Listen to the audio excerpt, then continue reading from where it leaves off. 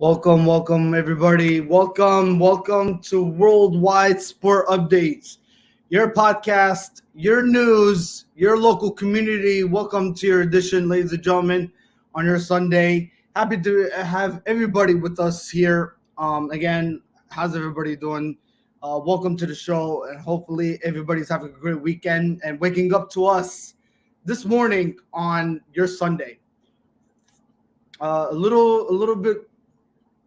I would say it was cold this morning, huh? It was definitely cold this morning. Getting to work, getting here. Traffic was a little bit light, of course, but it was very nippy. It was very nippy. It was cold. It was chilly. But that's what you expect for the season of fall. You know, as the leaves start changing. The colors of the leaves changing, of course, and you start seeing a lot of frost on your windshield, and the plants start dying down and all that stuff. But anyways, ladies and gentlemen, good morning. Glad to have you guys all with us today. Your Worldwide Sport Updates, your podcast, your news, your local community on this Sunday, I believe October 24th, October 24th, 2021. So glad to have you guys on board and to be a part of us on this Sunday morning edition of your Worldwide Sport Updates. And not to mention, folks, look at this. I stopped by and got me a 24-ounce coffee just to get by through today. So I'm going to be in function mode greatly today. So that's good. So we know exactly what we're going to be talking about, and we won't mess up when we start delivering the topics, of course. So that's awesome stuff. That's awesome stuff indeed. It's all about stopping by Wawa and getting that cup of coffee that everybody desires, right? So I should sponsor it by Wawa this morning though. But all in all, Wawa is the goat coffee of all goats of coffee, and It is the best brand to get about your day, though. But there's a lot of people that like Dunkin' Donuts out there, too. So, but either way, whether you're a Dunkin' Donuts fan or you're a Wawa fan, coffee is the best way to get about your day, nonetheless. All right. We're going to get started, ladies and gentlemen. Today, we're going to talk about the NFL. Week 7 of the NFL, folks. This is all about the NFL today on Sunday edition of your Worldwide Sport Updates. We're going to get to the latest on that. We're going to give you 5 lock picks today for Week 7. Yes, we're going to give you my 5 lock picks today for Week 7. And also, we'll talk predictions. We'll break down also the games. Yeah, we'll give you. I'll break them all down to you today, and give you my hunch on exactly who has the best shot of winning today. So we'll go through all that, of course, throughout the show. Also, ladies and gentlemen, I want to go through recapping Week 8 of college football. Yes, we'll talk about the college games that happened yesterday. We'll give them all to you and what transpired and unfolded. Also, you might not hear the results that you guys expected to hear. So we'll go through all those games for you in just a couple minutes here. Also, ladies and gentlemen, we will talk Major League Baseball playoffs. Yes, we will definitely talk about that and what's to come and look forward to in a couple minutes here. What an interesting game yesterday, ladies and gentlemen, from the National League Championship Series. We'll get to that in a little bit here. Also, we'll talk NBA games that transpired last night and what to look forward to today's games. Yeah, we have a lot of great action on your Sunday, huh? So we'll break those down to you. Also, we will go through the NHL games. Hockey, we have hockey on your Sunday today. So we'll break all those down for you, ladies and gentlemen, nonetheless. And we'll get the ball rolling here. All right, everybody sound excited and ready to go? I know I am. All right. So, ladies and gentlemen, let's see. Let's see if we have any early birds as far as the NFL is concerned. Because these past 2 Sundays, folks, we had NFL games start at 9:30 in the morning, and those games were being taken place at London. So I'm gonna see if the NFL games have anything scheduled for today. As far as today is concerned, all the games are scheduled to be all 1 o'clock games today. So nobody is playing at 9:30 a.m. So that's awesome stuff. So everybody will be playing 1 o'clock today, and you have Sunday night football tonight, and also you have Monday night football tomorrow night. So there will not be a 9:30 a.m. Today on your podcast show. So we won't have to worry about that, especially for the early birds that don't have to wake up this morning and watch their team play at the United Kingdom nonetheless. So great stuff indeed. Great stuff indeed. A lot of people could sleep in today, though. That's good. That's good. So they don't have to wake up in the morning and watch either their Jets or their Jacksonville Jaguars playing in the United Kingdom. All right. So great stuff indeed. Great stuff indeed. All right. I guess we are streaming on Facebook, Twitter, and YouTube channel. Yes, we have the YouTube channel, folks. Worldwide Sport Updates, all in one word by Joey Hadid. So subscribe to that. Hit the smash button. Hit the notification bell, and get the latest update on your sports. Nonetheless, if you cannot tune in live to a live podcast, the recorded videos are always posted on our YouTube channel for your viewing and to get the latest updates on your sports nonetheless. So also we have a podcast phone number. So if you guys would like to be on the air, please call me at 610-770-3698. That is 610-770-3698, ladies and gentlemen. If you'd like to be on the air, we'll get you on the air nonetheless. And happy to hear your voice nonetheless and talk sports. This is what we're all about, So yeah, get on here, folks, and make your day and get your voice heard. So I have an Eagles shirt on today. Yes.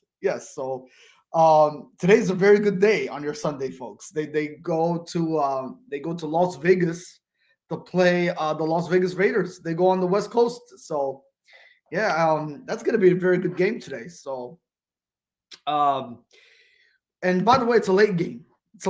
So so that's the bummer, the bummer part there. But it'll be definitely worth it though. It'll be definitely worth it. But again, it's the Eagles versus the Las Vegas Raiders today. So we'll talk about that. Give you my predictions and so forth. So we will go through all those NFL games for you nonetheless, folks. All right. So we are committed. That's our job, ladies and gentlemen, to deliver everything that you guys need to know before all the way through kickoff. All the way through kickoff. All right. So we're here, ladies and gentlemen, from now all the way through 12 o'clock, but kickoff time is 1 o'clock. So we're here with you guys nonetheless. Okay, cool. All right. So anyway, let's get the ball rolling here. All right. Let's start with NCAA football games, ladies and gentlemen, from Saturday, October 23rd, 2021. We had a slew of games, ladies and gentlemen. We had anything but upsets to, you name it, something that we did not expect. Not to mention, we got a phone call.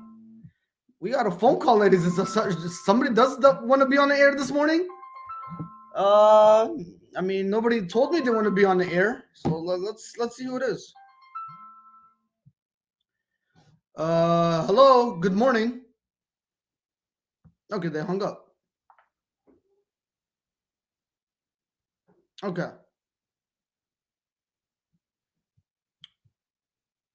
All right. So somebody wanted to be on the air this morning. We just got a phone call. All right. So sorry about that. They hung up for some reason. All right. They're calling me again. Let's see who it is. Hello? Okay. They hang up again. All right. So apparently they don't want to be on the air. I don't know what's going on, but yeah, they're calling and They're hanging up.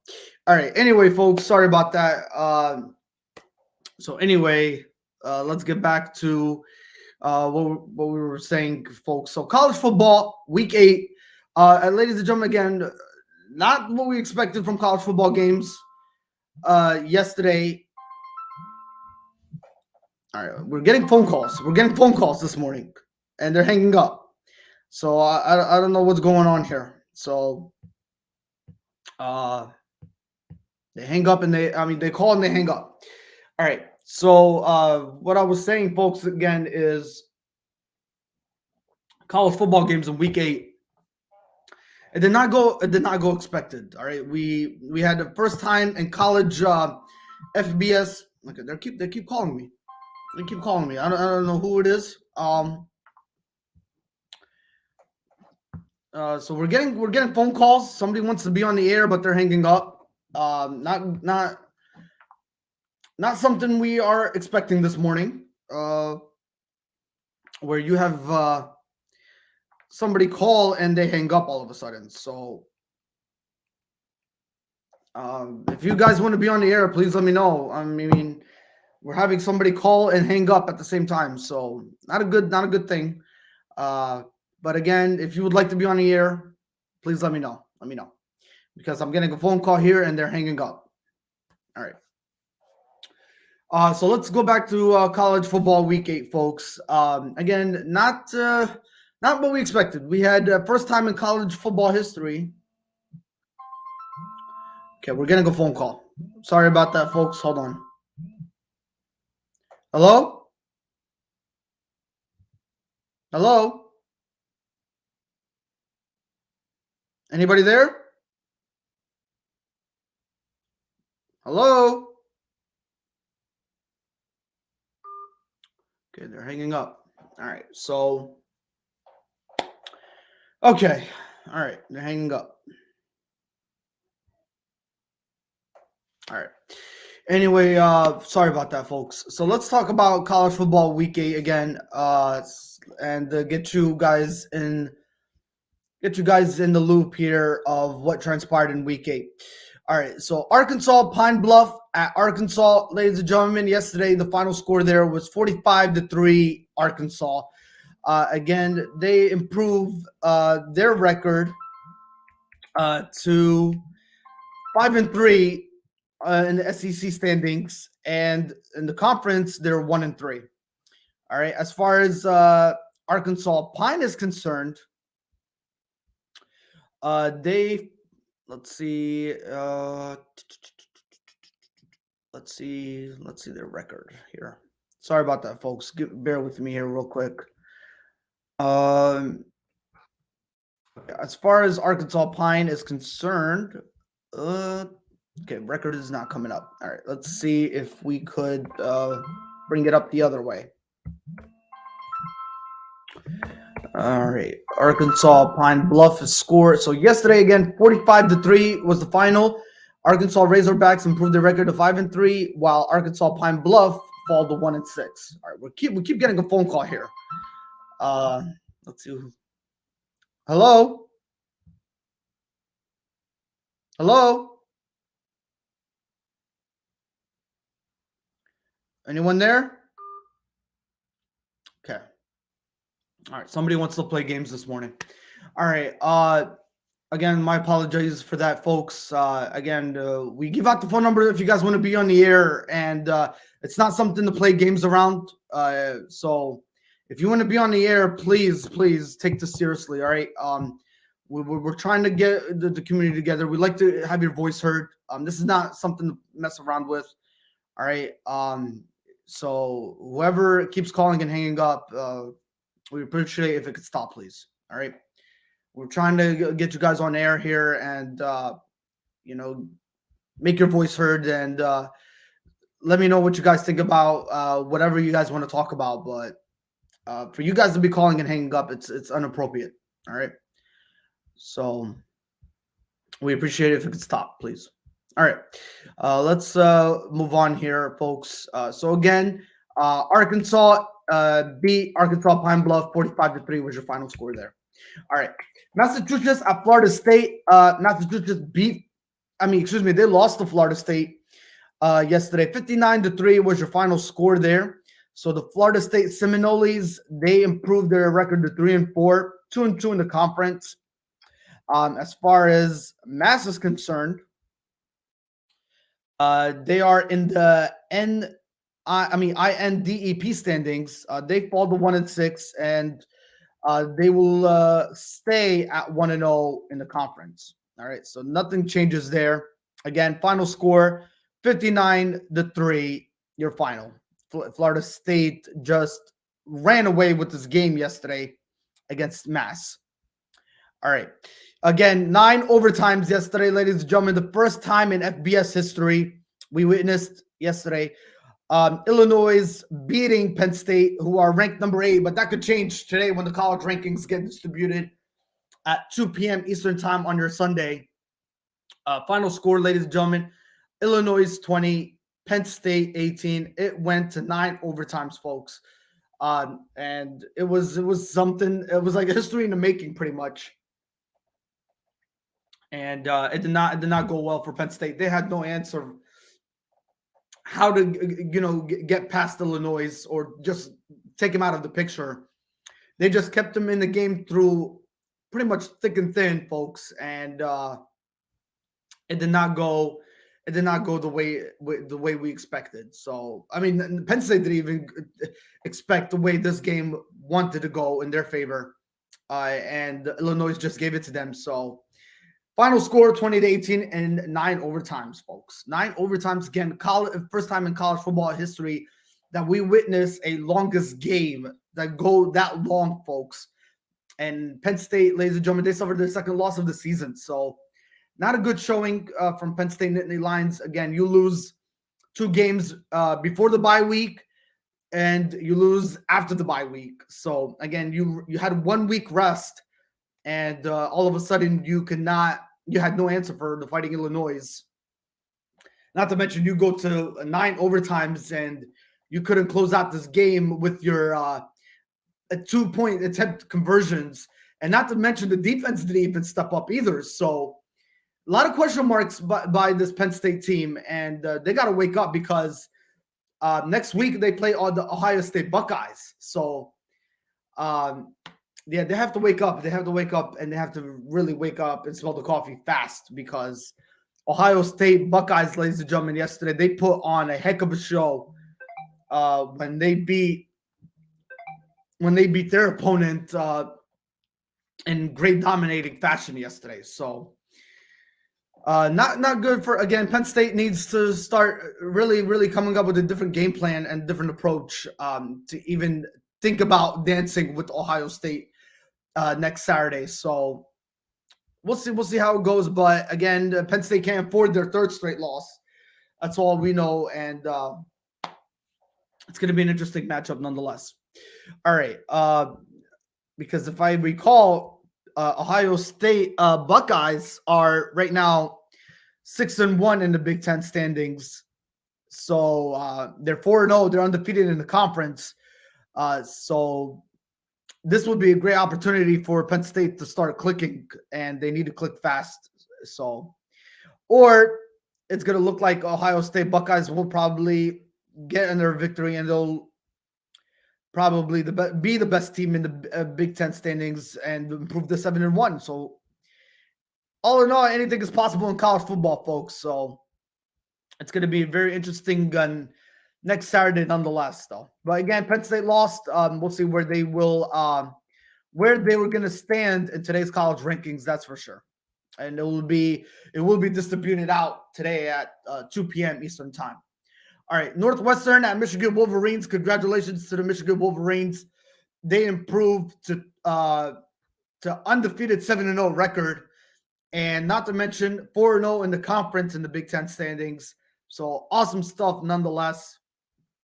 Again, so you got the Michigan State Spartans, who are also undefeated at 7-0, and you got the Michigan Wolverines, who are undefeated at 7-0 with a perfect record, 4-0 in the conference, both of those teams. So speaking of those teams, ladies and gentlemen, next Saturday, it is going to be the Battle of the Michigans, folks, who will be taking the rightful place in the state of Michigan next week.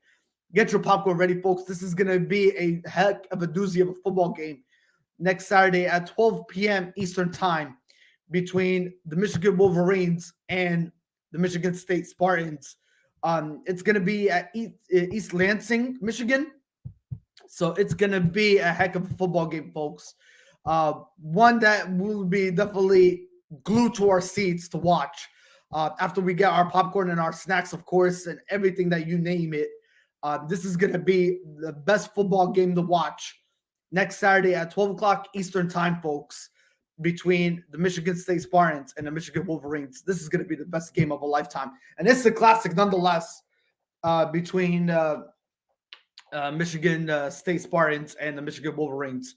Undefeated, the battle of the undefeateds. This is what it's all about in college football, folks, is watching the battle of the undefeateds go at it and take their rightful place on exactly who the better team is. But I'll tell you this, folks, one team will be suffering a loss next week, though. That's for sure. The question is, who will it be? Will it be the Michigan Wolverines or will it be the Michigan State Spartans? So next Saturday, tune in to find out. This is going to be one heck of a game nonetheless. So awesome stuff. And congratulations to, again, the Michigan Wolverines pulling out a victory nonetheless against the Michigan, against Northwestern. And they improved their record to 7-0 in the Big Ten standings. And I think they might even also improve their college football rankings nonetheless.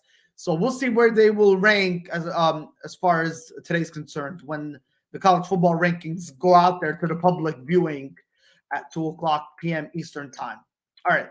Oklahoma Sooners, ladies and gentlemen, they beat the Kansas Jayhawks 35-23 was your final score there. Oklahoma also improved their record to 8-0 in the Big 12 standings, 5-0 in their conference. So awesome stuff there.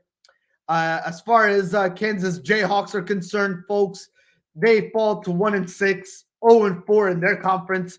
They're still seeking their first victory in their conference nonetheless. But they fall 0-4 in their conference on the season. So not a good look for the Jayhawks. And ladies and gentlemen, speaking of the Jayhawks, at one point, for the Oklahoma Sooners, this game was going to go away from them. Jayhawks were leading a little bit, I think 10-0 in that ball game. And all of a sudden at halftime, they started saying to everybody, for the fans, to come into that game for free for the second half to witness possibly an upset in the making. Jayhawks were thinking about coming away with this game, folks. And unfortunately, it did not go in their favor. They got way out of hand, and they just got too ahead of themselves. But Oklahoma City, and not to mention, ladies and gentlemen, Caleb Williams continues to have an impressive week, nonetheless, after taking over Spencer Rattler, folks. And awesome performance, nonetheless, by Caleb Williams. If we could pull up Caleb Williams' stats, that would be greatly appreciated.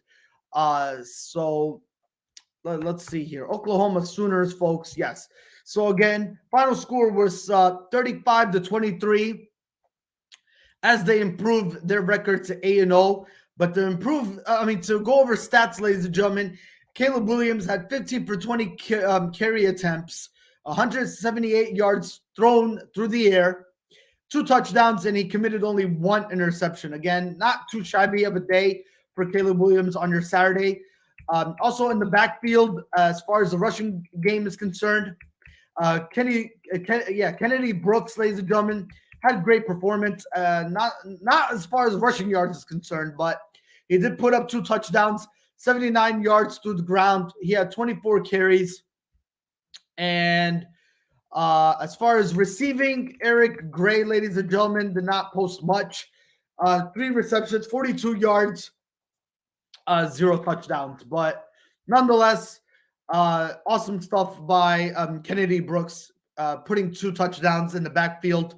And Caleb Williams, again, 2 touchdowns, thrown for 178 yards and 1 interception to beat the Kansas Jayhawks and improve their record, nonetheless, to 8-0. So awesome stuff by the Oklahoma Sooners. And they continue to prevail. Yeah.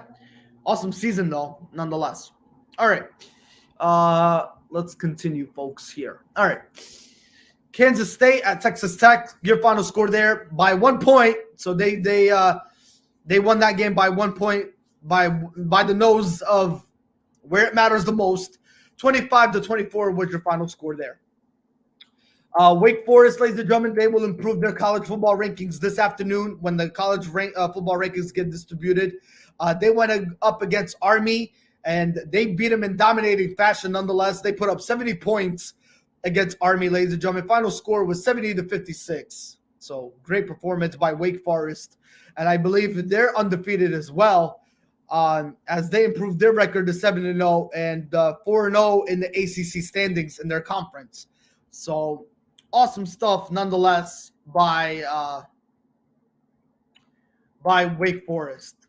As far as Army is concerned, in the INDEP standings, they fall to 4-3, and they will remain 1-0 in the conference. It was not a conference game, and I think Wake Forest will remain 4-0 in their conference as well. It was not a conference game between those two clubs, between those two school nations. But nonetheless, though, Wake Forest dominated that game in great fashion. Nonetheless, 70-56 was your final score in that football game.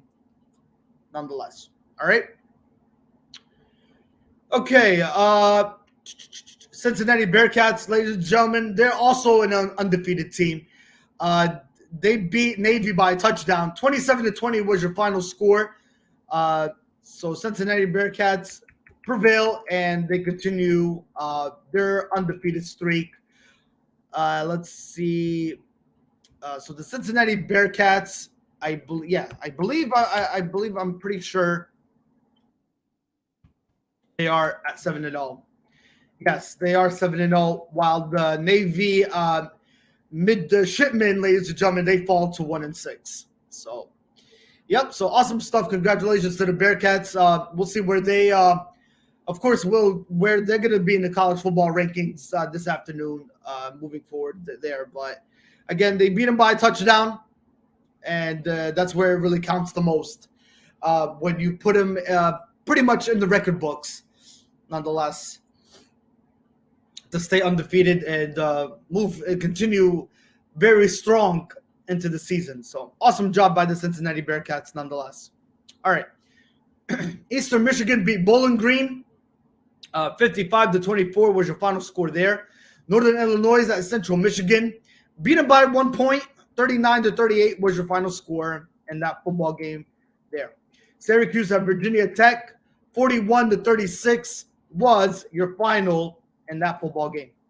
Kent State at Ohio Bobcats. Yes, 34-27 was your final score there, as Kent State improved their record in the MAC standings, 4-4, 3-1 in their conference. While, ladies and gentlemen, the Ohio Bobcats, they fall to 1-7 and 1-3 in the conference. All right. Texas State at Georgia State. Georgia State won that game 28-16 was your final. Wisconsin at Purdue. Wisconsin, ladies and gentlemen, they prevailed 30-13 was your final. Purdue really thought they had the upper hand of this football game after winning last week 24-7. Unfortunately, that did not go in their favor, and Purdue lost to Wisconsin Badgers. So the Wisconsin Badgers, ladies and gentlemen, they improved their record in the Big Ten standings to 4-3, 2-2 in the conference. As far as Purdue is concerned, Purdue, they fall to 4-3, and they're also 2-2 in the Big Ten standings. So again, final score, ladies and gentlemen, 30-13, Wisconsin Badgers. All right. Oklahoma State Cowboys, who are ranked number 9 in the school nation, they lost to Iowa State. 24-21 was your final football game there. All right. Miami, Ohio at Ball State. Miami, Ohio prevailed by a touchdown. Final score there, 24-17. Western Michigan at Toledo. Western Michigan lost to Toledo 34-15, final score there. Maryland at Minnesota. Minnesota prevailed 34-16, final there. All right. As far as the Clemson Tigers are concerned and their quarterback, again, their quarterback is in jeopardy of losing his starting position. Not great at all. Nothing was going great for Clemson Tigers, folks. They will definitely fall in the rankings. They were ranked number 24 going into yesterday's game against the Pittsburgh Panthers, who are ranked number 23 in the school nation. Pittsburgh Panthers, however, they will improve their record in the college football rankings. Well, they improved their record, but they will also improve their college football rankings as it gets distributed this afternoon. But they were 23 yesterday, so I don't know what they're looking at today, but we'll see where they're going to stand in the top 25 nonetheless. But as far as Clemson will continue to drop and continue to be unranked nonetheless. Not a good showing for Clemson. They lost by 10 points. Final score for the Pittsburgh Panthers, ladies and gentlemen, 27-17. And I believe, speaking of records, in the ACC standings, Pittsburgh, they improved their record to 6-1, 3-0 in the conference, while Clemson, ladies and gentlemen, they stand at 4-3 and also 3-2 in the conference in the ACC standings. So again, not a good showing by Clemson. So they fall. I mean, yeah, they lost by 10 points. 27-17 was your final. All right. Let's move on, folks. Let's move on. All right. Great. But again, great football games. A lot of upsets nonetheless. Not to mention a ranked number 23 team beating Clemson Tigers, who are ranked pretty much. They're going to be dropping in the rankings this afternoon nonetheless. So not good. Nothing's going great for the Clemson Tigers. All right. As far as the LSU Tigers are concerned, yeah, they got dominated against Mississippi, 31-17, ladies and gentlemen. As far as LSU is concerned, they fall to 4-4, 2-3 in the conference, while Mississippi, ladies and gentlemen, in the SEC standings, they improved to 6-1. The Mississippi Rebels, ladies and gentlemen, they improved to 6-1, and also 3-1 in the SEC standings. So that's pretty much your recap of college football between the Rebels and LSU Tigers. Again, LSU did not have anything to show against the Mississippi Rebels. And again, your team leaders there, S. Connor has 9 touchdowns. Matt Corral has 474 rushing yards. And he also has 1,913 passing. And then Drummond has 619 receiving yards. And K. Smith, your team leader for the Mississippi Rebels, has a total of 2 interceptions on the school season campaign. So those are your leaderboards for the Mississippi Rebels, nonetheless, folks. But again, final score, ladies and gentlemen, was 31-17 Mississippi Rebels. All right. Again, Mississippi Rebels, when they came into that football game, they were ranked number 12. So they will improve their college football rankings when it gets distributed out to the public this afternoon at 2 p.m. Eastern time. All right. Rice, ladies and gentlemen, they came back with a statement after losing last week 45-0 with nothing to answer for.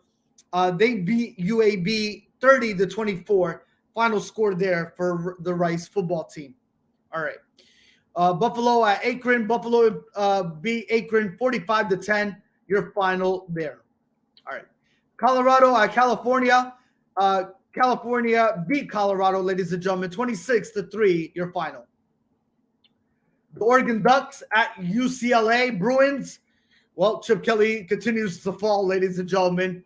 Nonetheless, Oregon beat UCLA 34-31. And not to mention, ladies and gentlemen, UCLA, their record is now at 5-3, 3-2 in the conference, ladies and gentlemen.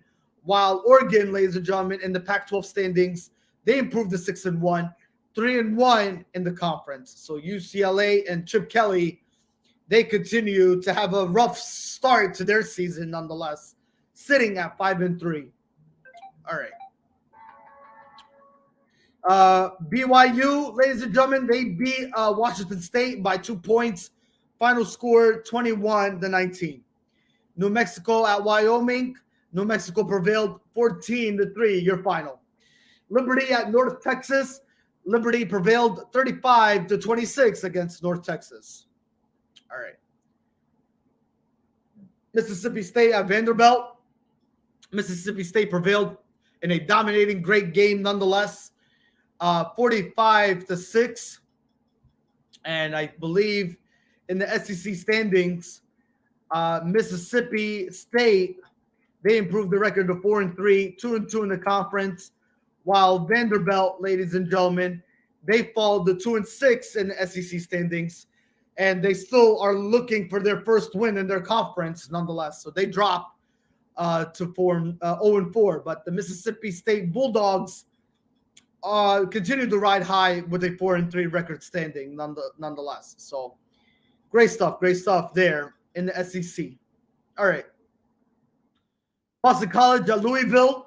Louisville prevailed 28-14, your final there. East Carolina at Houston. Houston won that football game in overtime. I believe that, yeah. So, ladies and gentlemen, by the way, if anybody missed that game yesterday, ladies and gentlemen, between the East Carolina Pirates and the Houston Cougars, ladies and gentlemen, that game was scheduled to go at 4:00 p.m. Eastern time, but unfortunately, they were on a lightning delay twice. That game did not start until 9 p.m. Eastern time, folks. Yes, you're hearing me correctly right now. That game did not start until 9 p.m. Eastern time. They were in a lightning delay twice, and that game did not get started until 9 o'clock. But the Houston Cougars prevailed. They improved their record to 6-1, and they beat East Carolina Pirates, and they went to overtime too. Not to mention, but again, final score 31-24. Your football game there in the AAC standings, nonetheless. But they improved their record to 6-1, and ECU falls. So again, if we could pull up the Houston Cougars, ladies and gentlemen, yes, a great game nonetheless. But they fall to 3-4, and the Houston Cougars they improved their record to 6-1. Final overtime game too. So after everything Houston Cougars went through, ladies and gentlemen, with bad weather, with a late game starting at 9 o'clock Eastern time and going to overtime, they prevailed. Yeah, they prevailed. Their next game is on Saturday, October 30th at 7 o'clock p.m. Eastern. They will go up against SMU, ladies and gentlemen, who are ranked in the school nation at 21. So we'll see how will that. Yeah, so they will go up against the SMU Mustangs. I believe the Mustangs are undefeated. Yeah, they are undefeated, ladies and gentlemen. They're at 6-0. So that would be an interesting matchup nonetheless. So you're talking about a 6-0 team versus a 6-1 team. So interesting stuff going into next week's matchup on Saturday, October 30th between the SMU Mustangs versus the Houston Cougars. So again, scheduled for 7:30 p.m. October 30th. All right. Okay, great stuff nonetheless, though. All right. Temple Owls, ladies and gentlemen, at South Florida. South Florida prevailed 34-14 was your final there. Western Kentucky at Florida International. Western Kentucky, they beat Florida International 34-19 was your final there. All right. Texas San Antonio against Louisiana Tech. Texas San Antonio did prevail in that football game. 45-16 was your final. San Diego State at Air Force. San Diego State won that football game 20-14, your final there. All right. Tennessee at Alabama Crimson Tide.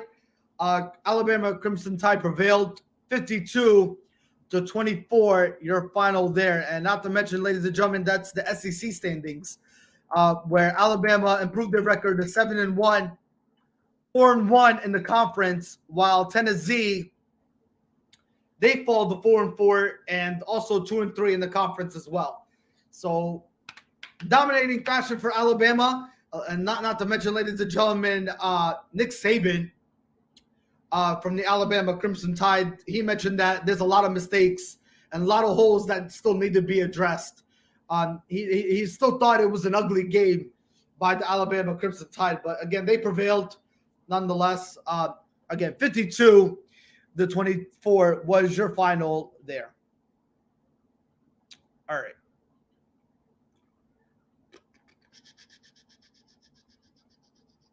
All right. Okay, so good stuff. Good stuff. All right. Nevada at Fresno State, ladies and gentlemen. Fresno State beat Nevada by 2 points. 34-32 was your final there. South Alabama at UL Monroe. UL Monroe beat South Alabama 41-31, your final there. Utah at Oregon State. Oregon State beat Utah 42-34, your final in that football game. All right. Southern California at Notre Dame. Notre Dame prevailed 31-16, your final.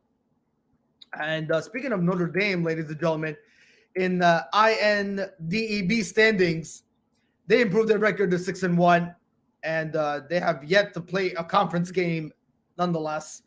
As far as USC Southern California is concerned, and the Pac-12 standings, they fall to 3-4, and they are 2-3 in their conference.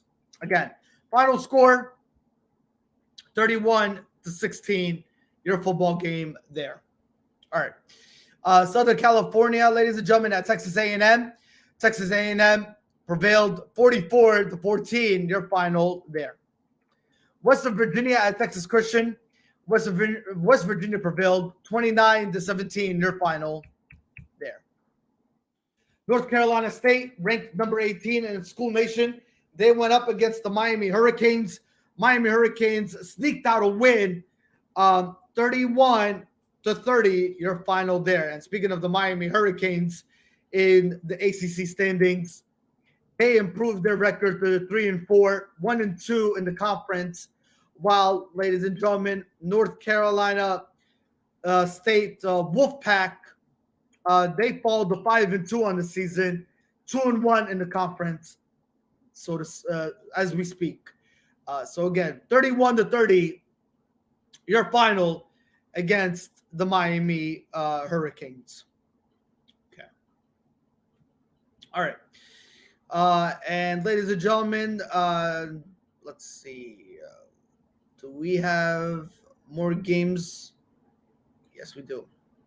Yes, we do. Okay. All right. Georgia Tech, ladies and gentlemen, at Virginia. Virginia beat that team. Georgia Tech almost came back. They were down a little bit though in that football game. But again, final score 48-40, Virginia. Ohio State Buckeyes, ladies and gentlemen, who are ranked number 5 in the School Nation. They beat Indiana in great dominating fashion for outstanding football team nonetheless.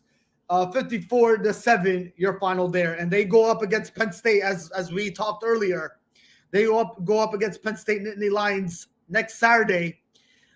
Currently, Ohio State Buckeyes are sitting at 6-1 in the Big Ten standings. They're undefeated in their conference, and they go up against Penn State Nittany Lions, who are 5-2 in the Big Ten standings and 2-2 in the overall conference. So it'll be an interesting matchup.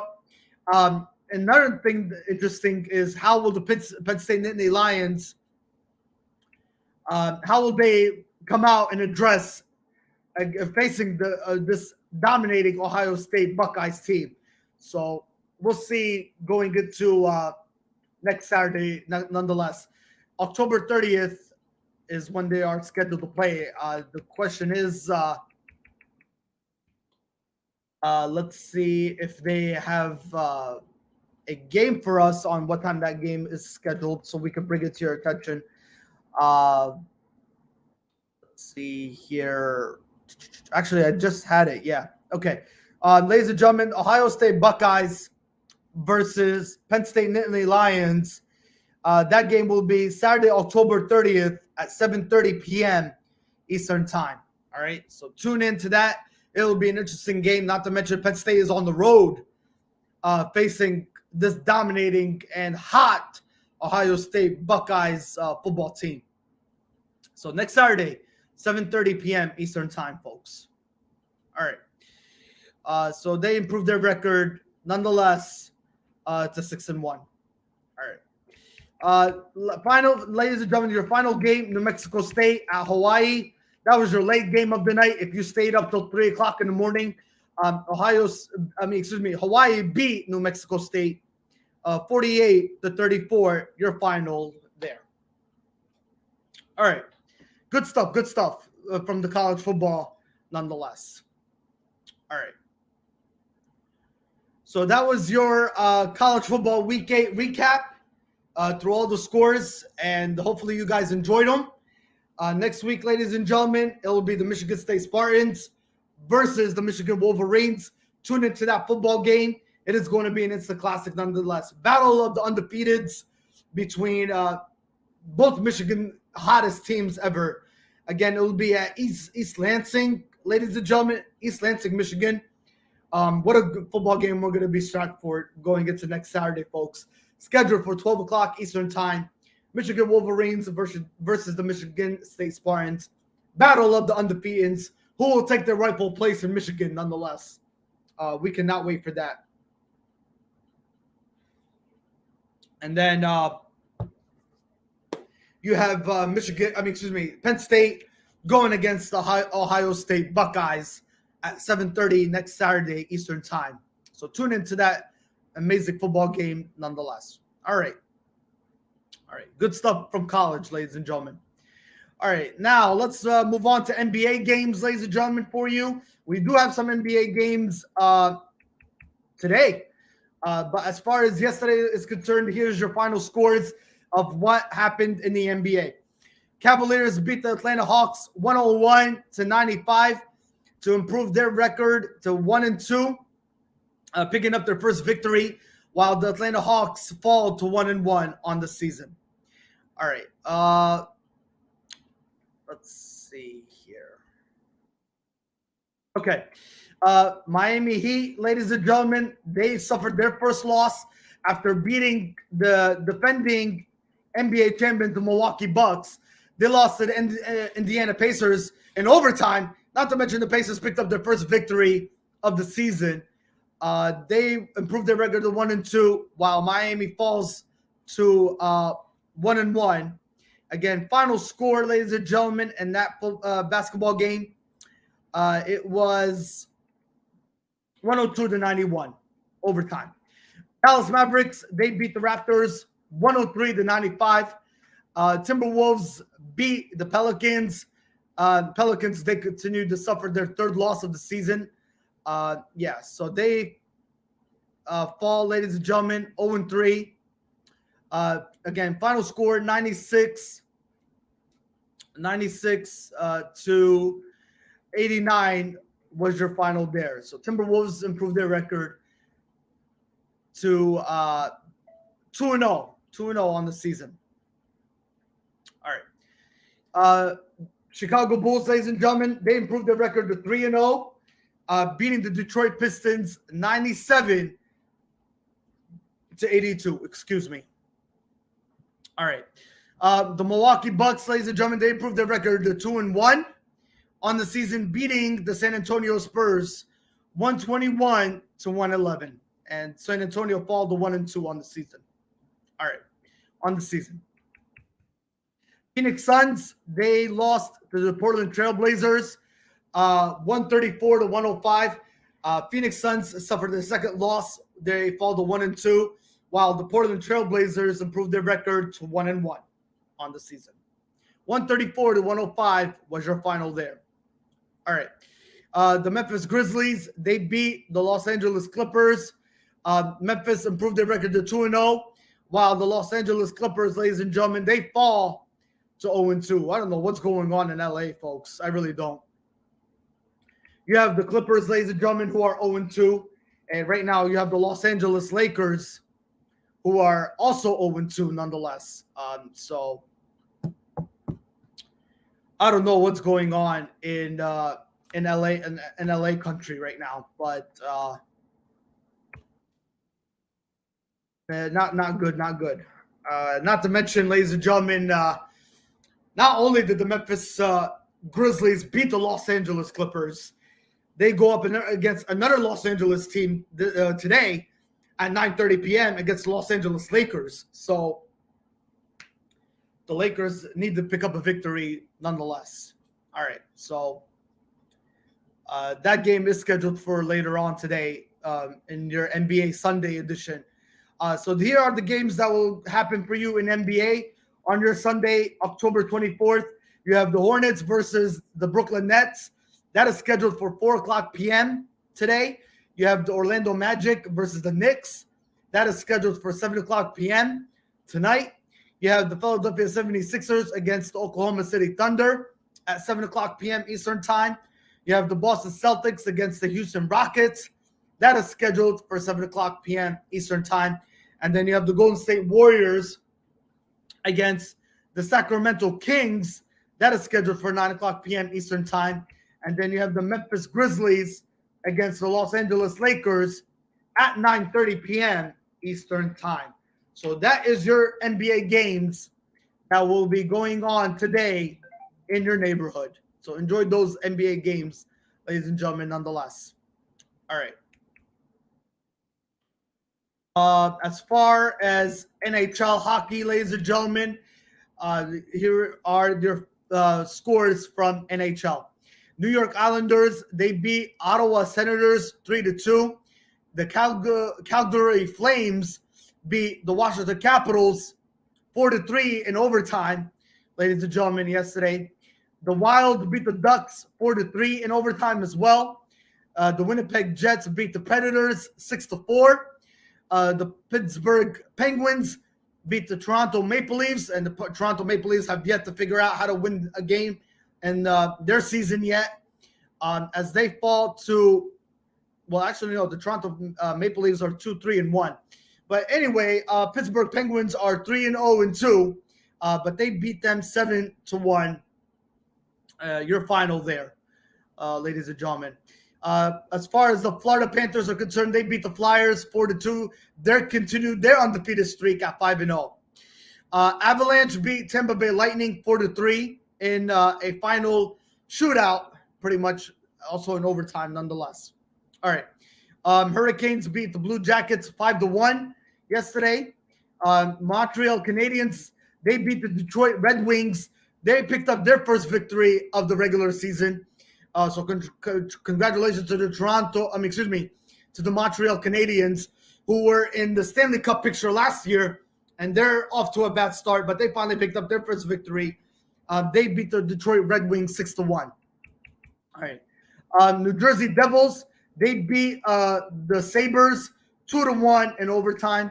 Also, the Los Angeles Kings, ladies and gentlemen, who are having a hard time winning a hockey game, they fall to 1-3-1. They lost to the St. Louis Blues, who continued their undefeated streak at 4-0. St. Louis beat Los Angeles Kings 7-3 in your hockey game there. And final game, ladies. Well, actually, no, there's two more. Islanders, they beat the Coyotes 3-0 yesterday in your hockey game there. And also, ladies and gentlemen, the Cancun's, they were definitely a spoiler to the Seattle Kraken. Final game yesterday there, 4-2, your final there. As Seattle Kraken are 1-4-1 on the season, and they improved to 3-2-1 on the season. So, congratulations to the Cancun's nonetheless. All right. We have NHL hockey games today to share with you folks. So here are the latest games that will be going on today on your Sunday edition of NHL hockey. You have the Sharks and the Bruins scheduled for 1 o'clock p.m. Eastern time this afternoon. You have the Predators against the Wild team again at 6 o'clock p.m. Eastern time. You have the Detroit Red Wings going against the Blackhawks, scheduled for 7 o'clock p.m. Eastern time. And then you have the New York Islanders going against the Golden Knights at 10 p.m. Eastern time later on today. That will be your late game in hockey. So that is all your games, ladies and gentlemen, from the NBA and from the NHL. So awesome stuff, ladies and gentlemen. Nonetheless, those were your final scores on your Saturday, and also your games that you'll be tuning in and enjoying this afternoon, going into this evening in the NBA and the NHL.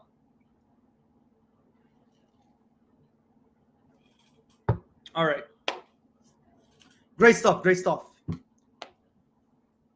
right, let's see here. Okay, so we are definitely on schedule and on point nonetheless.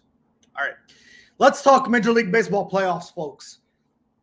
First off, congratulations. Congratulations, congratulations, congratulations. For the first time, ladies and gentlemen, in 22 years, since the year 1999, folks, the Atlanta Braves are going back to the World Series, ladies and gentlemen. Yes. To all the Braves nations out there, you probably are waking up happy on your Sunday this morning. So again, congratulations, congratulations, congratulations to the Atlanta Braves on making it to the World Series for the first time since 1999 and beating the Los Angeles Dodgers 4-2 in Game 6. What a game, by the way.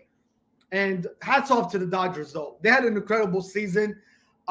Nonetheless, I mean, they had 100 plus wins in the regular season, while the Braves were definitely struggling in Major League Baseball this season. Who knew that the Braves, ladies and gentlemen,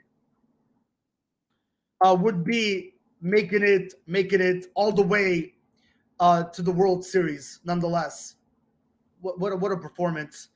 And ladies and gentlemen, not to mention, I want to give a big shout out, ladies and gentlemen, to Eddie Rosario. Eddie Rosario, if you are standing, my friend, congratulations to you.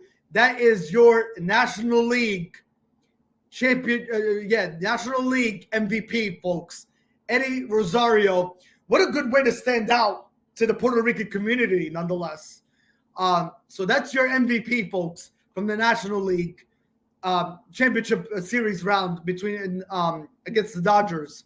Again, beating the Dodgers 4-2, not to mention the series in itself in 6 games to advance for the first time since 1999 to the World Series, to have a date which the game begins on Tuesday, October 26th.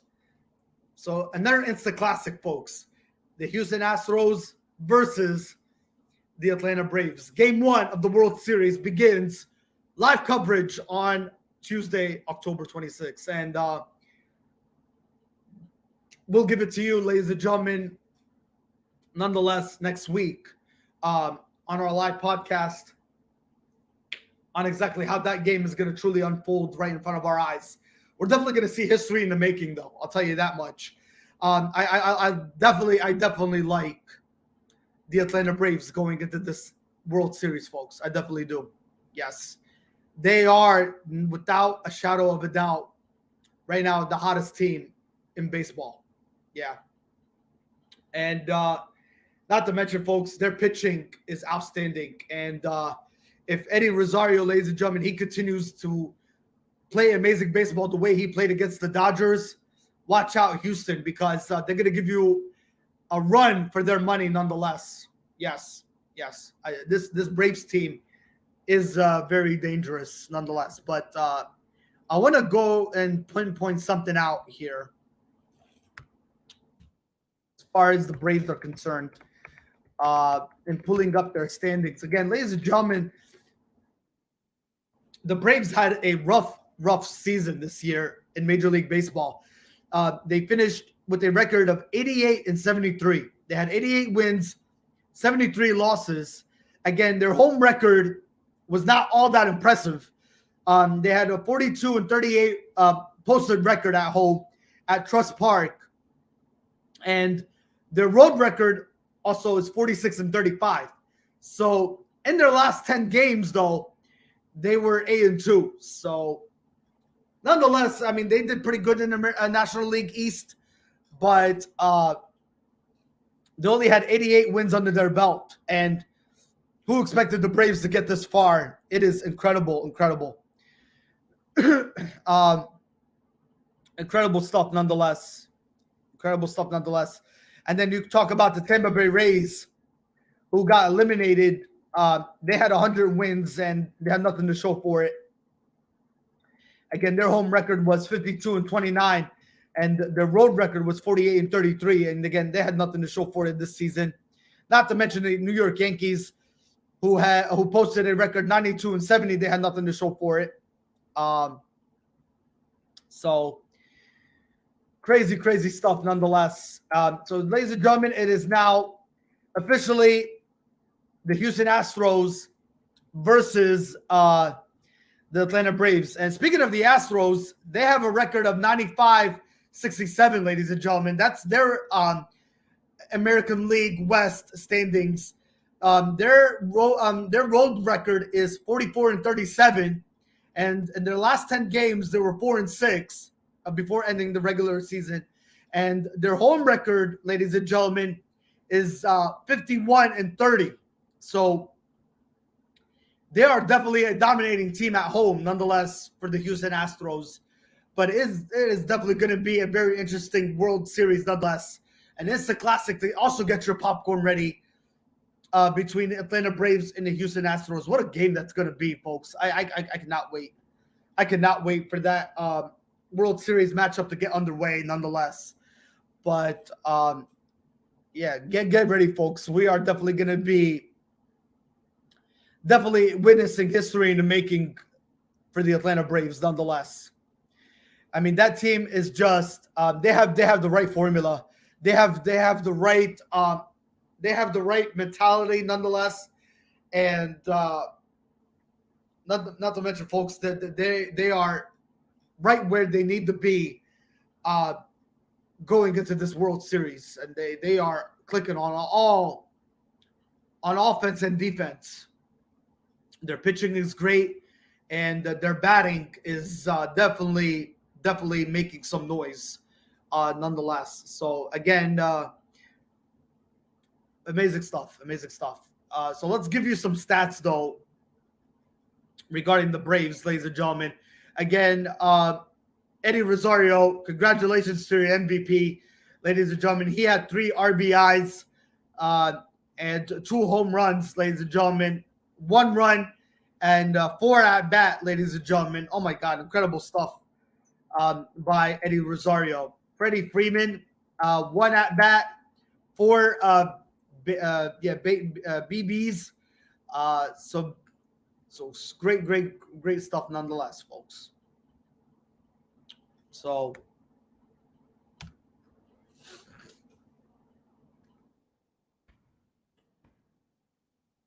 okay, so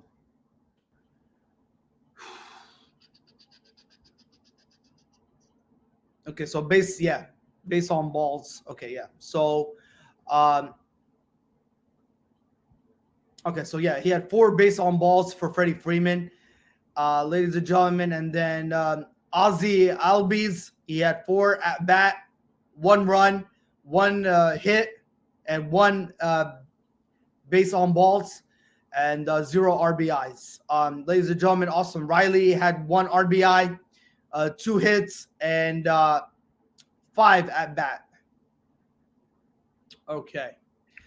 So again, ladies and gentlemen, great performance nonetheless by Eddie Rosario to helping the Braves clinch a berth in the World Series for the first time since 1999. And ladies and gentlemen, I got a very interesting interesting stat that I would like to share with you, coming from the Dodgers' perspective, and what a poor performance nonetheless by the LA Dodgers, folks. And here is a stat that I would definitely like to share with you, folks, coming from the Los Angeles Dodgers. So, ladies and gentlemen, when you talk about, ladies and gentlemen, Mookie Betts, okay, when you talk about Mookie Betts, ladies and gentlemen, Corey Seager and Trey Turner, in the biggest game of the season, folks, they went 0 for 11. Yes, you heard that right, folks. 0 for 11. 0 for 11. Nothing to show for it. Nothing to show for it. And ladies and gentlemen, you can thank what's his name from the pitching side. I believe it was coming from the pitching side. I think it was.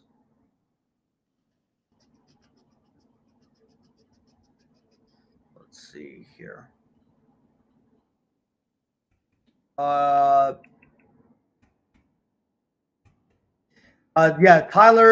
Matisik, ladies and gentlemen. Oh my God, Matisik, ladies and gentlemen. That guy was balling, ladies and gentlemen, last night in the pitching mound. Big recognition for Tyler, ladies and gentlemen. Tyler Missick from the Atlanta Braves, folks. That guy was just great performance, nonetheless, by Tyler Missick, folks.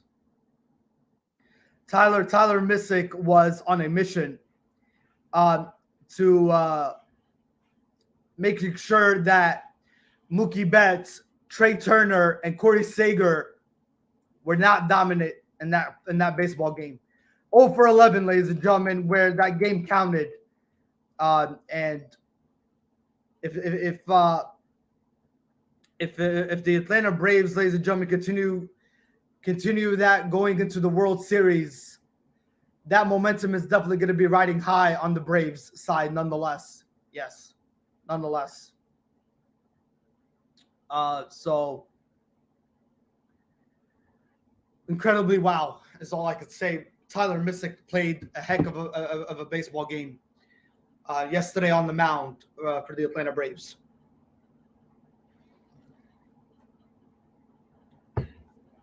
So again, congratulations to the Atlanta Braves. They clinch World Series berth for the first time since 1999. All right. So going into this matchup between the Braves and the Astros, ladies and gentlemen, which is slanted to start on Tuesday, October 26th. What are your predictions? Ladies and gentlemen, going into that baseball game?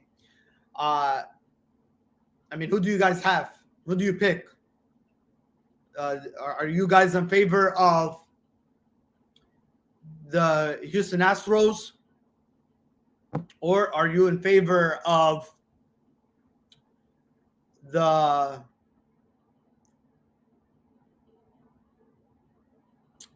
Atlanta Braves? I mean, let me know. Who do you guys pick? Who do you guys pick to go into that instant classic of a baseball game? Who do you truly have that could possibly make this an interesting World Series? So let me know. Let me know. Who do you guys pick to win the World Series? All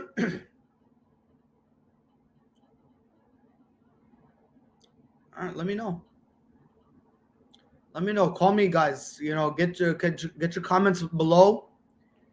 Get your voices heard. To all the baseball fans that are out there tuning in, let me know what you guys think. Yeah, who do you see the team the favor to win the World Series? Do you like the Houston Astros? Do you like the Atlanta Braves? Let me know. Let me know. All right. So great stuff, nonetheless. Though I mean, what a game that's truly going to be. I'm looking forward to it, folks. Uh, it is going to be a history in the making, nonetheless. Especially for the Atlanta Braves. I cannot wait to see how that game is truly going to unfold. Uh, going to this instant classic of the World Series. Again, ladies and gentlemen, it is scheduled for Tuesday, October 26th. First pitch will be at 8:09 p.m., but the game is expected to start at 8 o'clock Eastern. First game, by the way, is going to be at Minute Maid Park. Yeah. And again, not to mention, ladies and gentlemen, the Houston Astros are 51-30 at home. So it's gonna be an interesting baseball game.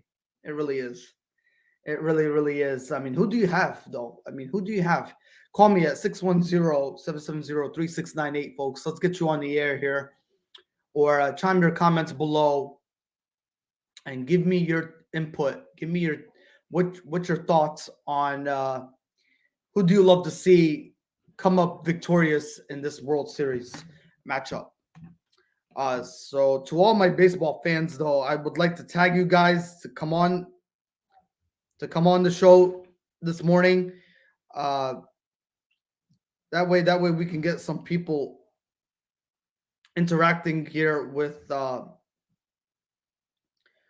sports, nonetheless. So yeah, let me know what you guys think about this instant classic. My good friend of mine, Aaron Light. Let's see what's your input, my friend. Yeah, let's see what's your input on this baseball game going into game one of the World Series that kicks off on Tuesday, October 26th. First pitch will be at 8:09 p.m. Eastern time. So let me know. Also, my good professor of mine, Rishi Barron. Hopefully, you could come on the show this morning and give me who do you predict to win this instant classic of a baseball game between the Houston Astros and the Atlanta Braves. So let me know what you guys think. Get your voices heard. Let me know. I mean, this is gonna be a heck of a game, though. It really is. I mean, again, I mentioned this, folks. Game 6 again. When I was watching that baseball game last night, the Dodgers just had no answer for that for that pitcher. They couldn't get anything rolling. Not to mention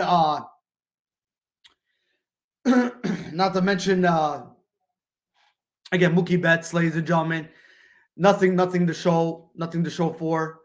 And Corey Seager, nothing to show for, ladies and gentlemen. So nothing was clicking for the Dodgers. So that club is we'll figure out. They're gonna figure out their mistakes and what went wrong. And not to mention they had a slew of injuries. They definitely had a slew of injuries, and that is something that they definitely need to fix. moving forward. Yeah. So we'll see what happens. Yeah. We'll see what happens, ladies and gentlemen. But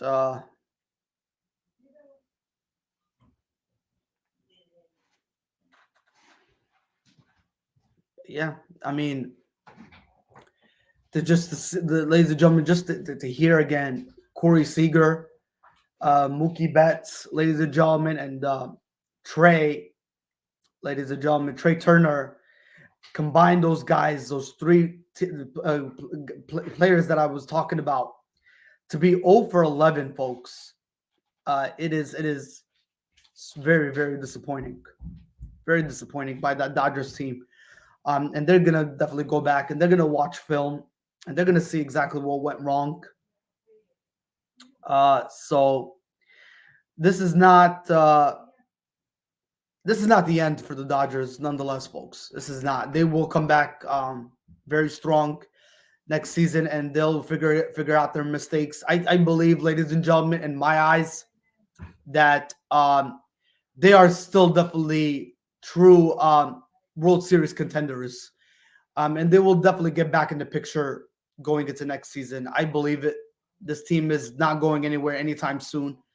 You're still talking about a young Mookie Betts, ladies and gentlemen. So, yeah, this is not it. This is not it for the Dodgers. I definitely do see him coming back to this picture and making a strong run next season, nonetheless. So they have nothing to hold their head down. But again, they had a slew of injuries impacting them this season, and nothing was clicking on their offense in their perspective. The bats weren't there to make noise. To get shut out, like that by a great Braves baseball team. Nothing to be ashamed of. I mean, again, the Braves just they were clicking, folks, on offense and defense, and the chemistry is there. Not to mention they have great coaching. Yeah, they have great coaching. So, uh, hats off to them. Yeah, hats off to them. Hats off to the Atlanta Braves. So yeah, again, ladies and gentlemen, they are scheduled again Tuesday, October 26th. First pitch will be at 8:09 p.m. All right. So again, ladies and gentlemen, what a game six, nonetheless, from both clubs, between the Dodgers and the Atlanta Braves. It was a great game to watch indeed, and something that we will. Something the Braves and both the Dodgers will never forget, because not to mention the Dodgers will come back. You know, very strong and very, very effective going into next year, nonetheless. So yeah. Yep. So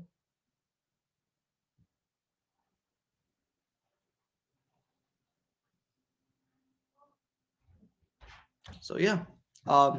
Again, ladies and gentlemen, let me know. Let me know what you guys think. Who do you have as the favor? Again, between the Dodgers and the Braves, who do you feel has the momentum going into Game One of the World Series? It's the classic. Do you like the Dodgers? Excuse me. Do you like the Astros or do you like the Atlanta Braves? All right.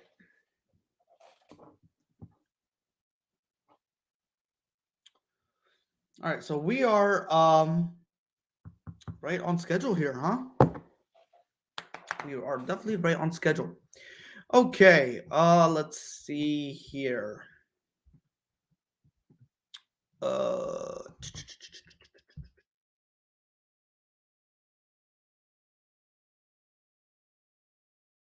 all right. Okay. And ladies and gentlemen, also Albert Pujols, ladies and gentlemen, who we don't know if he'll come back next season or not. He is definitely leaning towards retirement. So the question remains: will Albert Pujols come back next season? So we'll definitely keep interesting tabs on his status going into the off season, and if he has one more year left in him, and if he'll stick around with the Dodgers, of course, or will the Dodgers release him? And of course, will he test free agency and possibly land with another baseball team going into next year? So, but again, Albert Pujols did the best he can for the Dodgers. To the best of his ability. Again, he also had a quiet night, nothing to show for. Again, the Dodgers just were flat out really, really struggling against a good baseball team by the Atlanta Braves. And again, the Atlanta Braves, again, they had great coaching, great pitching, great offense, great defense. The team is on a mission, folks. Again, they definitely are on a mission. Yes, and we're gonna be witnessing a history in the making, folks, and it's the classic nonetheless. Going into this World Series matchup, yeah. So things to look forward to, huh? Yeah. So again, ladies and gentlemen, let me know who do you like going into this World Series, the Houston Astros or the Atlanta Braves. All right. So that was your National League Championship Game 6 recap. Again, ladies and gentlemen, we are now down to 2. So who will take it? We will find out and wait. Shall see, pretty much, how things are truly going to truly unfold in a great, interesting instant classic nonetheless for this World Series. All right. Okay, so let's see. All right.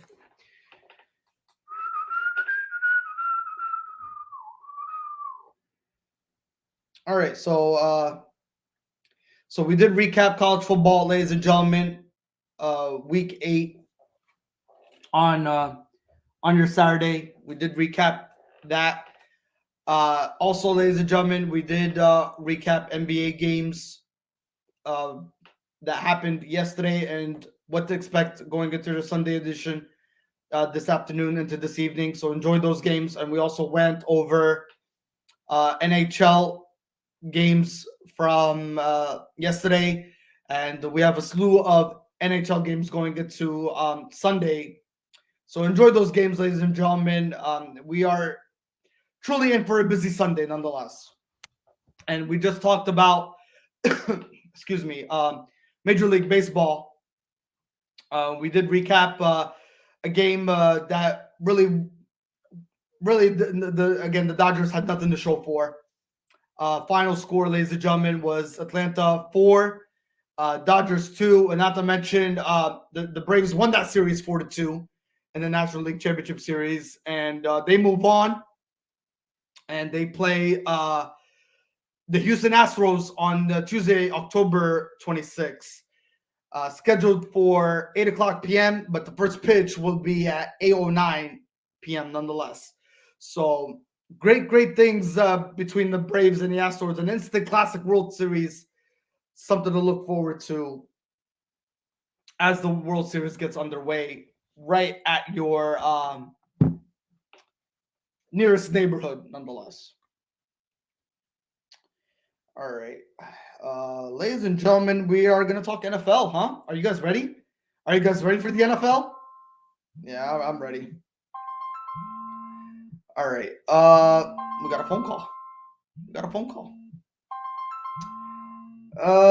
Let's see who this phone call is. Somebody wants to get on the air this morning. All right, let's see who it is. Hello? Okay, they hung up. All right. So they hung up. I guess they didn't want to be on the air. All right. So let's see here, folks.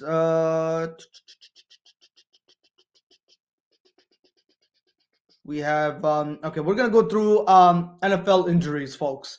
So for all the fantasy owners, a lot of people play fantasy football out there, right? And you would like to know who is expected not to start today on your Sunday. And we have the latest. We have the latest for you. Yep. So we're about to give them to you in a couple minutes. Okay. So bear with me. We'll give them to you. And you guys deserve it. You guys deserve it nonetheless. Yes. All right. So ladies and gentlemen, this came and brought to my attention yesterday. So to all my fantasy owners that play fantasy football out there, here are the players that will be out for your Sunday this afternoon. Antonio Brown will not be expected to play, ladies and gentlemen. Levante David will be out. Rob Gronkowski will be out. Richard Sherman will be out. Saquon Barkley will be out. Kenny Galladay will be out. Kadarius Toney will be out. Christian McCaffrey will be out. Terrace Marshall will be out. Latavius Murray will be out. Sammy Watkins will be out. Curtis Samuel will be out. Taylor Lewin will be out. Jimmy Graham will be out. Trey Lance will be out. And finally, ladies and gentlemen, T.Y. Hilton of the Indianapolis Colts is expected to be out. So to all the fantasy owners out there that play fantasy football, those are your players that are not expected to play this afternoon.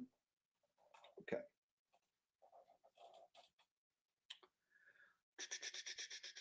And here, well, we got some breaking news from the NFL. NFL veterans are on the trade block currently right now. Melvin Ingram, ladies and gentlemen. Hold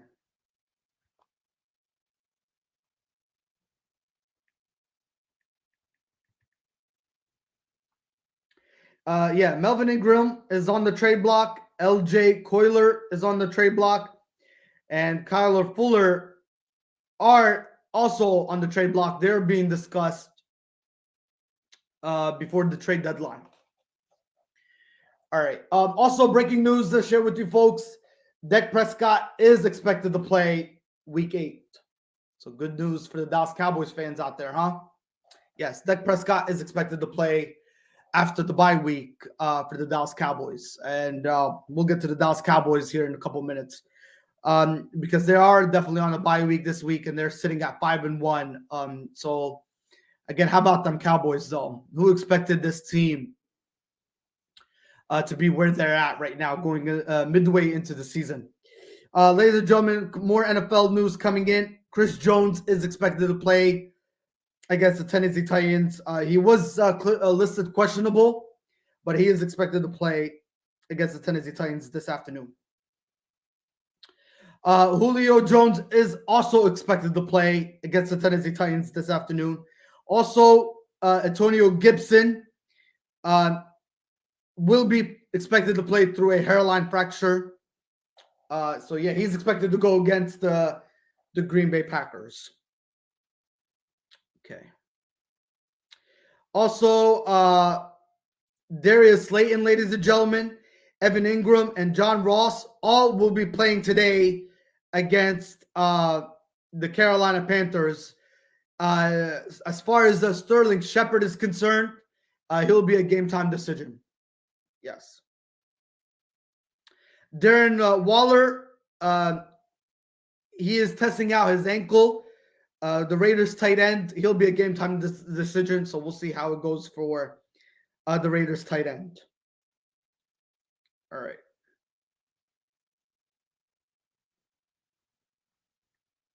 Okay, so that is NFL news to break down with you folks. So, uh, yeah, so that's the latest updates coming from the NFL.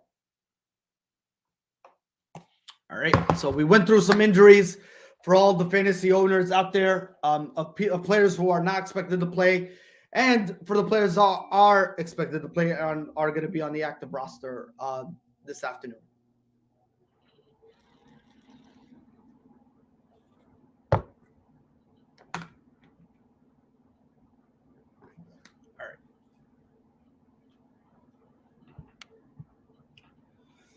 So, ladies and gentlemen, thank you for joining us on our Sunday Worldwide Sport Updates. Again, your podcast, your news, your local community. We appreciate you all for tuning in on this Sunday morning. Greatly, greatly appreciate it. And you guys, nonetheless, are a great audience, and interacting is what it's all about, folks. Nonetheless. All right. So, with that being said, let's see. Trying to see if any other news across the NFL that we could share with you folks or that are coming in. So bear with me here. Let me see. Usually my sports marketer emails me all this stuff, so that way we're both on the same page and we're in the same loop to bring you up to date information nonetheless. More NFL news coming in. Ryan Fitzpatrick is on track to make his return. So he'll be returning 1 week. Yeah, 1 week away from returning. So as he recovers, he's still on crutches, but he's been out actually since suffering a hip injury back in week 1, but he still remains on crutches. They expect Ryan Fitzpatrick, though, to be back. Could be back possibly after the bye week, I believe.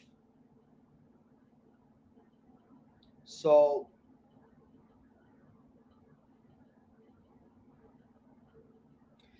pretty much, yeah, he'll be back either. Yeah, back in week 9 during the Washington football team's bye week, going into week 10. So, but as far as Ryan Fitzpatrick, he's still out. But Tyler Heineken, or excuse me, Taylor Henneke, he will continue to be the Washington football team's starting quarterback. All right.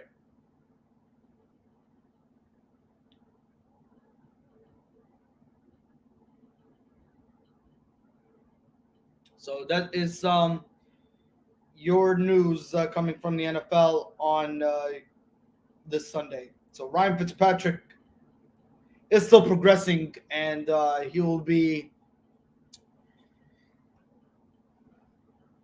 coming back before you know it, stronger than ever, which is good news for the Washington football team, nonetheless.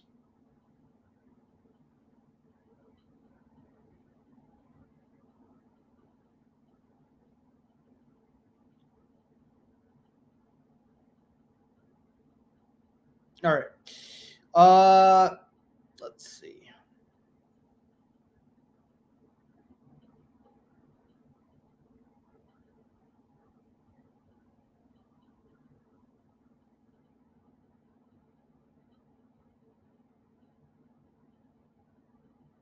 Yeah. So pretty much when Ryan Fitzpatrick does come back, their next game after their bye week will be on November 14th at 1:00 p.m. against the defending Super Bowl champions, the Tampa Bay Buccaneers. All right.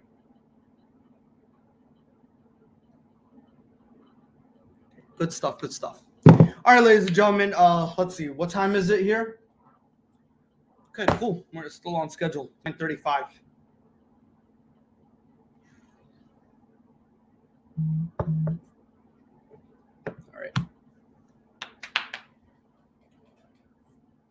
All right. Should we give you week 7 lock picks?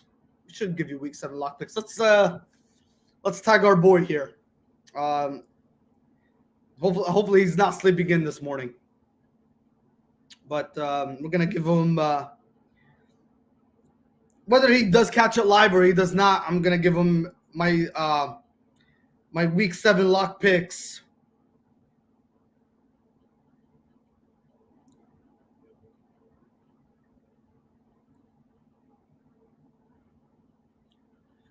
Because he deserves it. I mean, we always have a lot of sports gamblers out there that gamble and they deserve their week 7 lock picks. So let's give you guys your week 7 lock picks, shall we? All right, here we go. So going into today's game, here are my week 7 lock picks. My 5 of them that I do like going into today's matchups. I like the Packers against the Washington football team. Yes. I do like the Packers against the Washington football team. I'll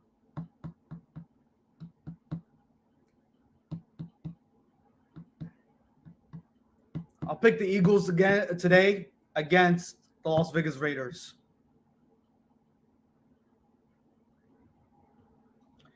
And the Patriots will beat the Jets. Yes. Yes, the Patriots will beat the Jets. I do like the Patriots in today's matchup.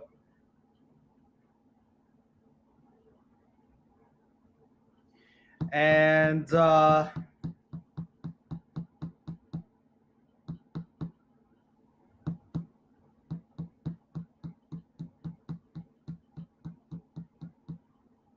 like the Panthers against the Giants.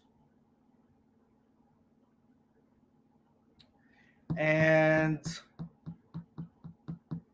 one more.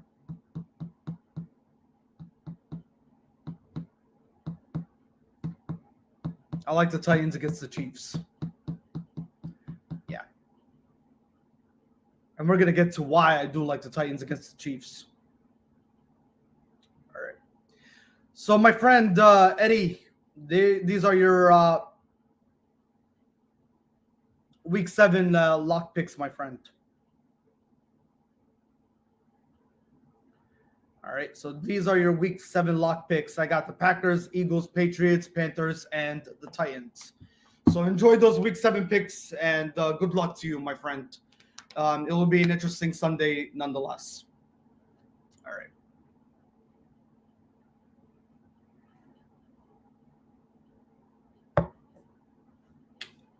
All right. So let's start talking week 7, ladies and gentlemen. So we had a Thursday night football game on Thursday between the Denver Broncos and the Cleveland Browns. Baker Mayfield did not play that game, so he was out. Case Keenum took over, and they prevailed. They beat Teddy Bridgewater continues to struggle.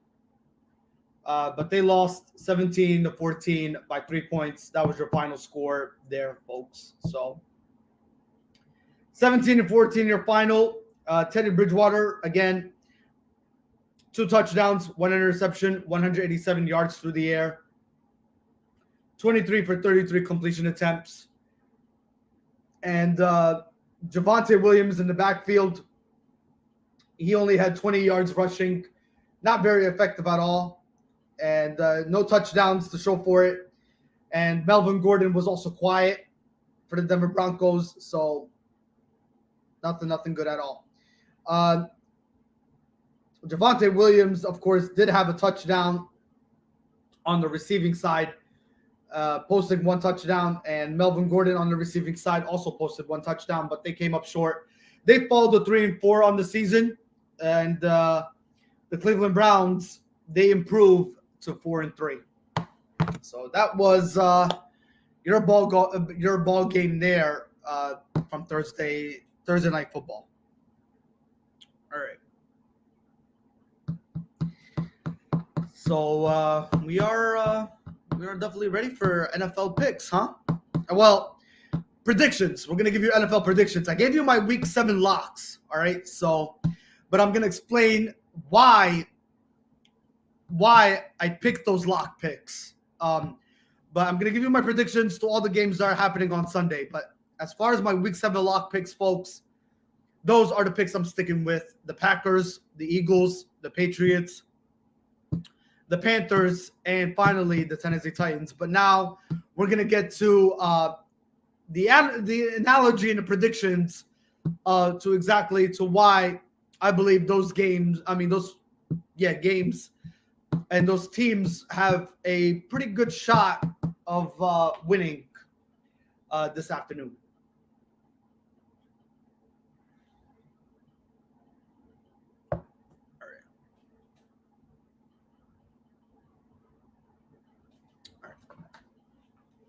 So we're going to get to that and share with you folks the picks going into Sunday for this afternoon. All right. So, ladies and gentlemen, let's see if I have any. Okay, so ladies and gentlemen, before we do get to Week 7 predictions and breaking down, I would like to say, ladies and gentlemen, Tom Brady, ladies and gentlemen. Yeah. Did you guys know? This was brought to my attention here.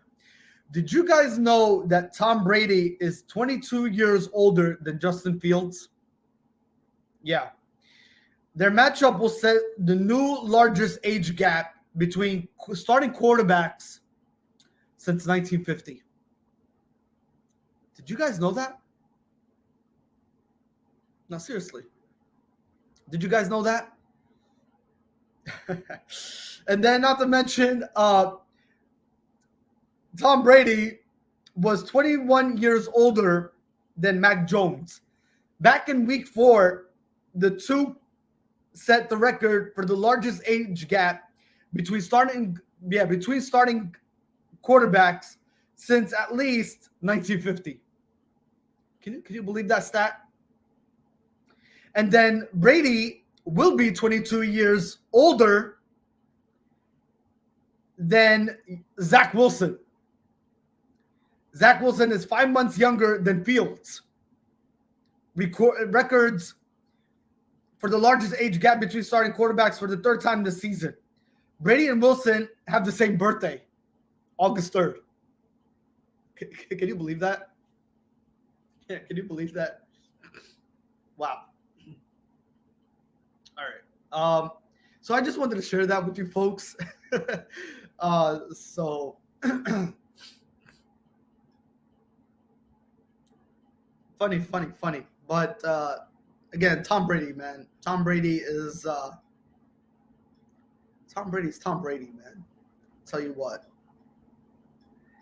I mean, the guy continues to come back with reports that he would like to play possibly up to the age of 50 years. 50 years old. 50 years old. He would like to play up to 50 years old, folks. That is some crazy stuff.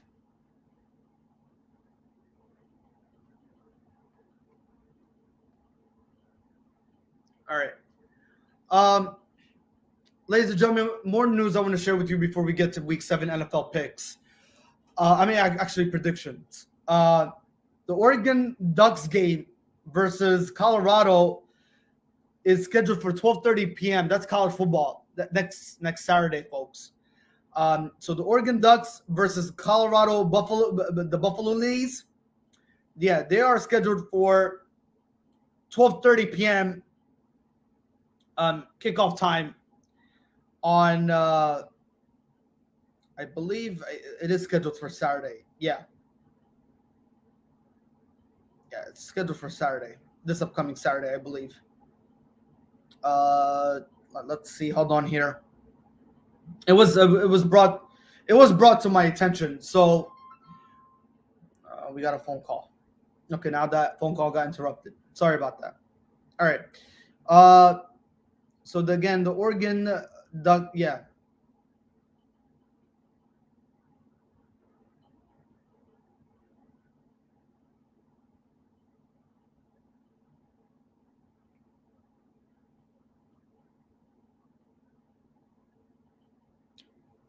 Yeah. So that will be October 30th, ladies and gentlemen. That game. It was scheduled to be 3:30 p.m., but they moved it to 12:30. All right. So that game now, Colorado, the Colorado Buffalo Lilies versus the Oregon Ducks. That game is now scheduled October 30th at 12:30 p.m. Eastern Time. So I just wanted to bring that to everybody's attention. There is a time change going into that game next week. Also, more news I wanted to share with everybody. I think that was brought to my attention. I think, ladies and gentlemen, from the NBA, from Major League Baseball side, not only Eddie Rosario, ladies and gentlemen, was crowned National League champion MVP, but also congratulations to him on hitting 14 National League championship hits. That is the first franchise record for postseason series. Ladies and gentlemen, Eddie Rosario just continues to be impressive, and carrying that momentum going to the World Series against the Houston Astros, again, which is scheduled for October 26, 8 o'clock p.m., with first pitch to start at 8:09 p.m. Eastern Time. Again, Tuesday, October 26th. World Series Game 1 between the Houston Astros and the Atlanta Braves. Again, first time clinching a World Series berth in the last 22 years. So, amazing stuff. All right. Anything? Let me see if I have anything else to share with everybody that I did miss. But I think we're pretty much in the loop. Yeah, we're pretty much up to date, folks. I just wanted to share that with everyone. That the Oregon Ducks versus the Colorado Buffalo Lilies. That game was scheduled to be a 3:30 game on October 30th. Has been bumped up to 12:30 Eastern Time, October 30th on Saturday. All right. Also, ladies and gentlemen, Eli Manning's jersey was retired this past week at Ole Miss. They retired number 10 jersey at Ole Miss. So congratulations to Eli Manning. And now he gets to peacefully enjoy his retirement after getting retired not only by the New York Giants football team in retiring, his jersey number, but also Ole Miss from college retired his jersey this past weekend as well. So what a great showing, and what a good way to get recognized for Eli Manning nonetheless. He had a heck of a career, ladies and gentlemen, and it's truly well deserved nonetheless. It's truly well deserved. All right. So, are you guys ready for the predictions? I know I am. I keep babbling so much that everybody's waiting for those NFL predictions. All right. Kansas City Chiefs versus the Tennessee Titans. That game is scheduled for 1 o'clock p.m. today. Now, question is, why do I like the Tennessee Titans? Well, ladies and gentlemen, I did not like them last week against the Buffalo Bills. All right, I did not. Buffalo Bills were the heavy favorite and they looked so good. Not to mention Buffalo Bills the past couple weeks, they've been riding and beating their opponents by 30-plus points. They've been playing outstanding, dominating football. And Josh Allen has been pretty much on a rampage and on a mission to go after a Super Bowl run. But when you think about it, folks, Derrick Henry, he just continues to find holes. He doesn't make them, folks. He finds them. Okay? I mean, no, he makes them. He does not find them. Let me reverse that. He makes those holes. He does not find those holes. And ladies and gentlemen, Derrick Henry just did that. Now, to what he did to that defense for the Buffalo Bills last Monday night, you're going up against the Kansas City Chiefs, who are also banged up on the defensive side. Considering Chris Jones is active and he's playing today, I still like Tennessee Titans. I do still like Tennessee Titans, folks. All right. I think Tennessee is definitely right where they need to be as a football unit. I think, again, Derrick Henry is unstoppable, folks. Not to mention, it's hard and difficult to get this man down. I mean, you need a battle of bodies to get one man down, folks. Yeah. And Derrick Henry, ladies and gentlemen, is the guy is on the speed of light when it comes to depending on his legs, and he cannot be stopped, folks. I like where this Tennessee Titans team is going right now, and they will improve their record to 5-2 this afternoon. As far as Kansas City, they're going to be looking at 3-4. So, again, I think Kansas City still have a lot of holes they need to be filled and addressed, folks. Their defense is not all in that top shape. I mean, the good news is they're getting Chris Jones back, but Tennessee Titans are definitely going to be continuing where they left off, pretty much when they played Buffalo last week. Especially, not to mention Tennessee was at home, so they don't have much travel to do. Okay, so they're staying at home where they at going into today's game against the Kansas City Chiefs. So they're going to carry that momentum. They definitely are, and I do like them going into today's matchup against the Kansas City Chiefs. So Tennessee will definitely prevail, and Ryan Tannehill, I think I think he will definitely be playing smart football, and he's definitely gonna know where that Kansas City Chiefs defense is not gonna show up, and he's definitely gonna play possibly great football this afternoon, nonetheless. So I do like Tennessee going into this game more than I do like the Kansas. Tennessee. I like Tennessee more than I like Kansas City. The only way Kansas City, ladies and gentlemen, if they could pull off the upset and take the Tennessee Titans out of this picture, if they could rely on Patrick Mahomes. All right?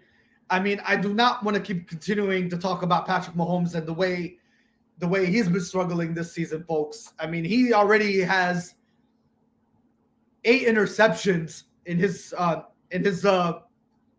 going into the season, let alone in itself. And it's poor performance. I mean, not to mention Patrick Mahomes knows that he needs to go back and figure out exactly how he needs to make sure that he is not he's committing less turnovers. Because if you look at his stats, folks, right now going into the regular season, he has 18 touchdowns and already 8 interceptions, folks. He has 8 interceptions. he needs to limit those turnovers because they're going up against the Tennessee Titans defense that are definitely capable of and are definitely hungry to going after the ball and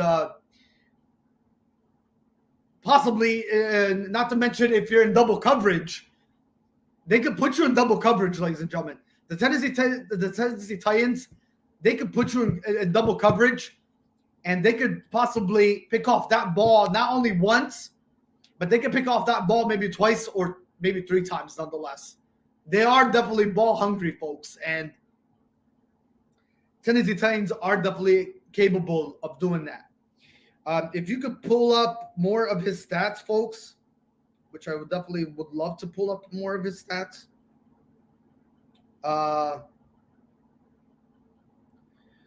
So, ladies and gentlemen, if you talk about Patrick Mahomes, again, I do not want to bring him up, but the way he's been struggling, if you go back to September 12th against the Cleveland Browns, 337 yards through the air, 3 touchdowns, committed no turnovers. He had a quarterback rating of 131, so that was great. And then on September 19 against Baltimore, he committed 1 turnover, ladies and gentlemen. He had 3 touchdowns, but committed 1 turnover. Against the Chargers, he had 2 turnovers, 3 touchdowns, 2 picks. Quarterback rating was horrible for him on that day. He only posted 81.6 quarterback rating. And then against the Eagles, he had a great showing. 5 touchdowns, 1 pick, and a quarterback rating of 131. And then against the Buffalo Bills, ladies and gentlemen, he had 2 touchdowns and 2 interceptions and a quarterback rating of 70.9. But then against the Washington football team last week, they did beat, but not to mention he turned the ball over twice again against the Washington football team. And he had a quarterback rating of 90.5. And not to mention against the Buffalo Bills, he had 70.9. So you're going up against Tennessee Titans. Your quarterback rating today, you're not looking at 100 quarterback rating against the Tennessee Titans. You're probably looking at roughly between 70 and 90 if you get lucky. If you do intend to have a great game, you will possibly have a quarterback rating between 70 and 90 going against this Tennessee Titans football team. So I do like, ladies and gentlemen, the Tennessee Titans going into this game this afternoon. Yes, I really do. So we will definitely see how it will all unfold and transpire nonetheless.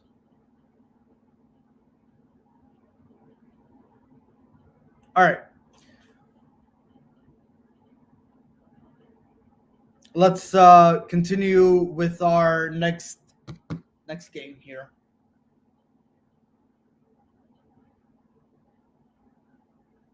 Your next game that is scheduled for today, ladies and gentlemen.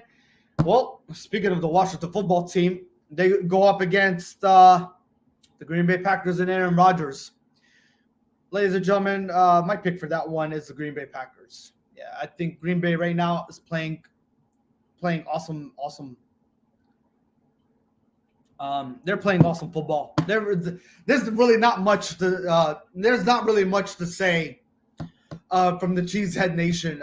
Aaron Rodgers is playing great football nonetheless. He played last week tremendously well against the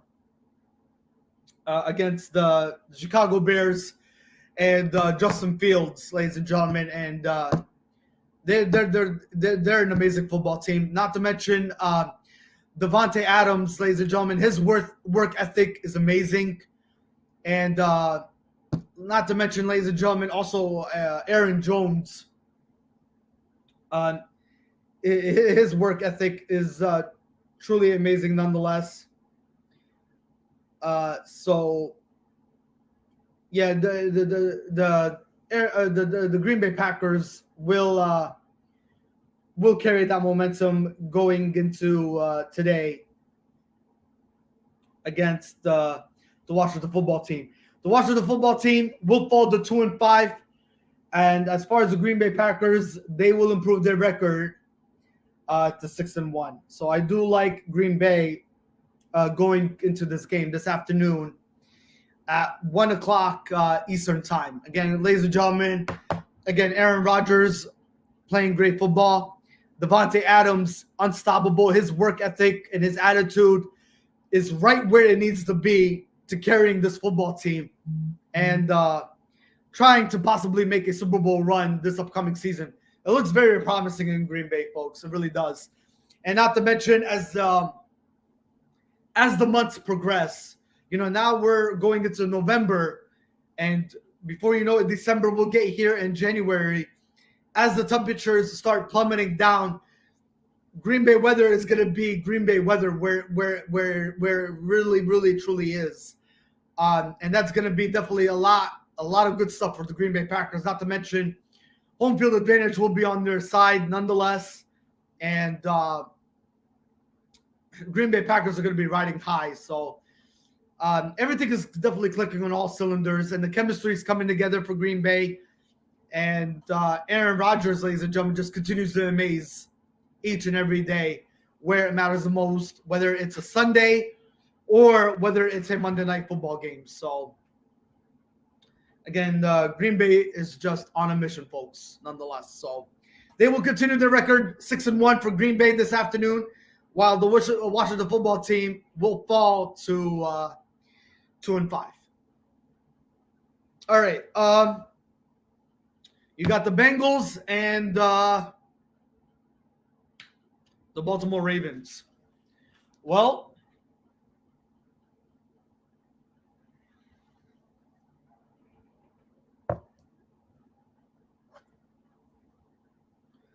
the Baltimore Ravens, they played out. I mean, yeah, they outcoached and they outplayed, ladies and gentlemen. Those are the words that are coming out of my mouth from that football game that we witnessed last week in Week 6 between the Baltimore Ravens and the Los Angeles Chargers, ladies and gentlemen.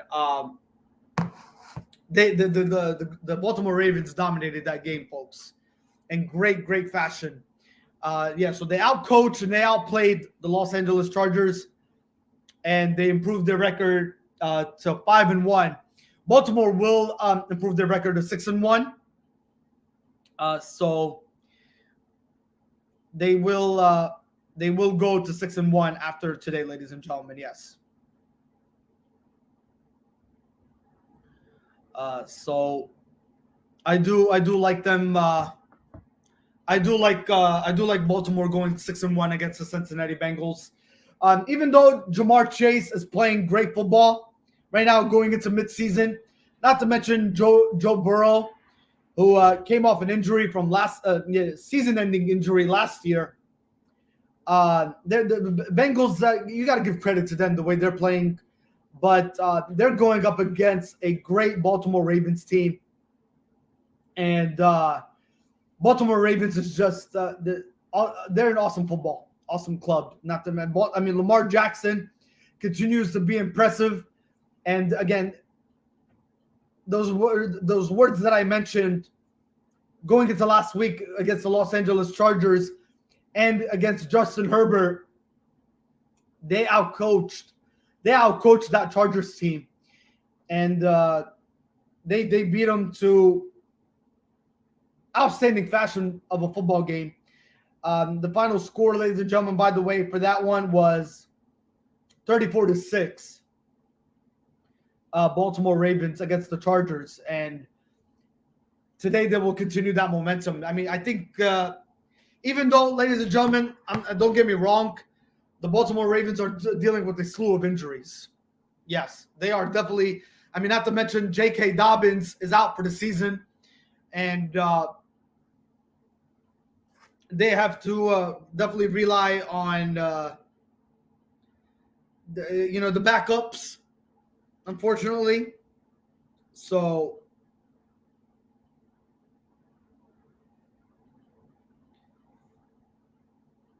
yeah, they have to rely on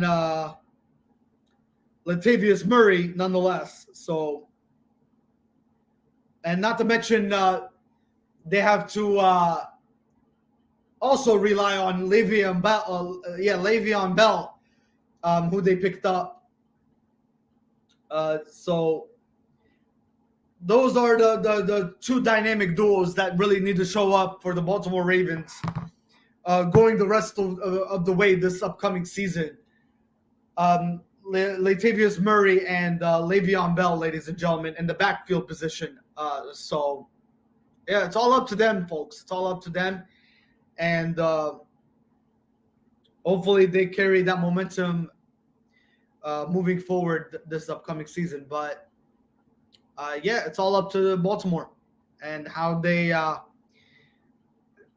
keep on clicking. And, ladies and gentlemen, we all cannot forget about Justin Tucker and his big foot when he kicked that winning field goal against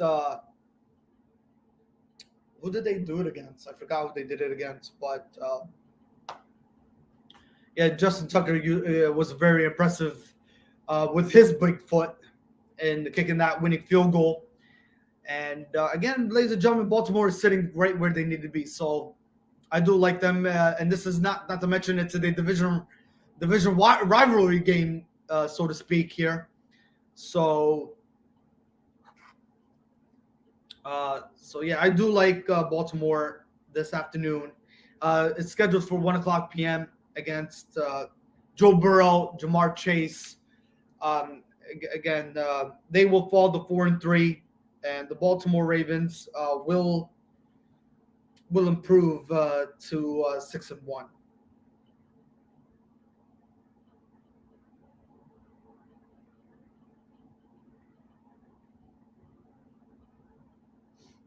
And to go back, ladies and gentlemen,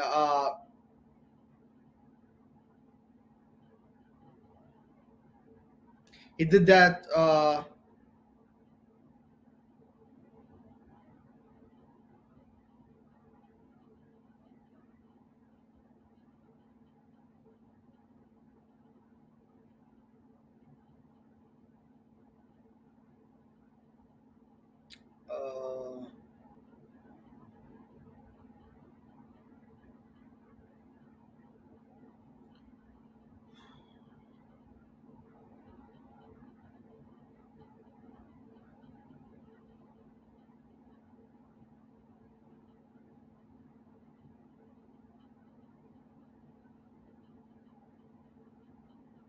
Against the Detroit Lions. Okay. So yeah, so that's the game that the Baltimore Ravens beat. The Baltimore Ravens beat the Detroit Lions 19-17. That was Justin Tucker's 66-yard field goal attempt by Justin Tucker, and yeah, he came when the team really needed him. And ladies and gentlemen, speaking of Justin Tucker, by the way, here's something I would like to share with you. He has the longest field goals in NFL history, and that is behind Matt Prater of the Denver Broncos, who his longest field goal is 64 yards.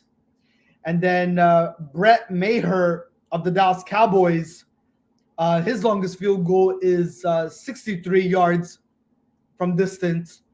And then you got Sebastian Janikowski, former Raider, who also kicked a 63-yard field goal attempt in his NFL career. But Justin Tucker now, ladies and gentlemen, is sitting on top with his longest field goal attempted at 66. So congratulations to Justin Tucker nonetheless on his winning field goal that he did against the Detroit Lions to help the Baltimore Ravens beat Detroit by 2 points. 19-17 was your final score there.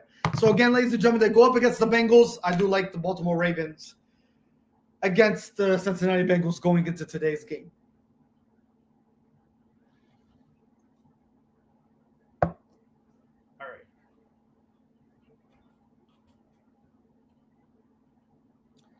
Carolina Panthers against the New York Football Giants. I like the Panthers. The reason why I like the Panthers. Now, I picked them last week. Yeah. I picked them last week, and they lost. They lost to, I believe, let's go back to week 6. They lost to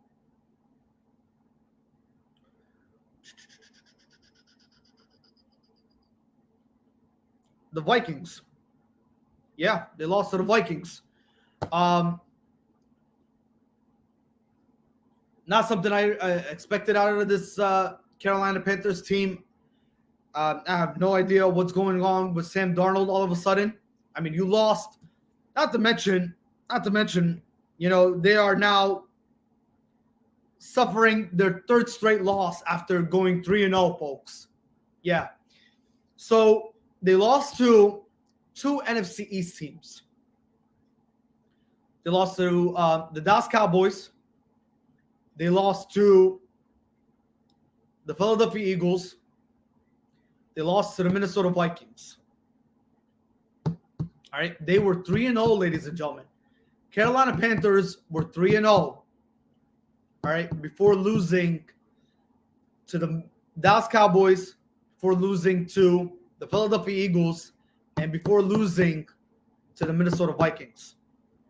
All right. Now, this is a must-win for the Carolina Panthers. All right. They have to get back into a winning formula, not to mention into the winning column. They need to get back to that fashion. Yes. So, with that being said, they're going up against a banged-up, horrible New York Football Giants team. Not to mention Daniel Jones is starting, but like I mentioned previously, you're out. Saquon Barkley is out. Kenny Galladay is out.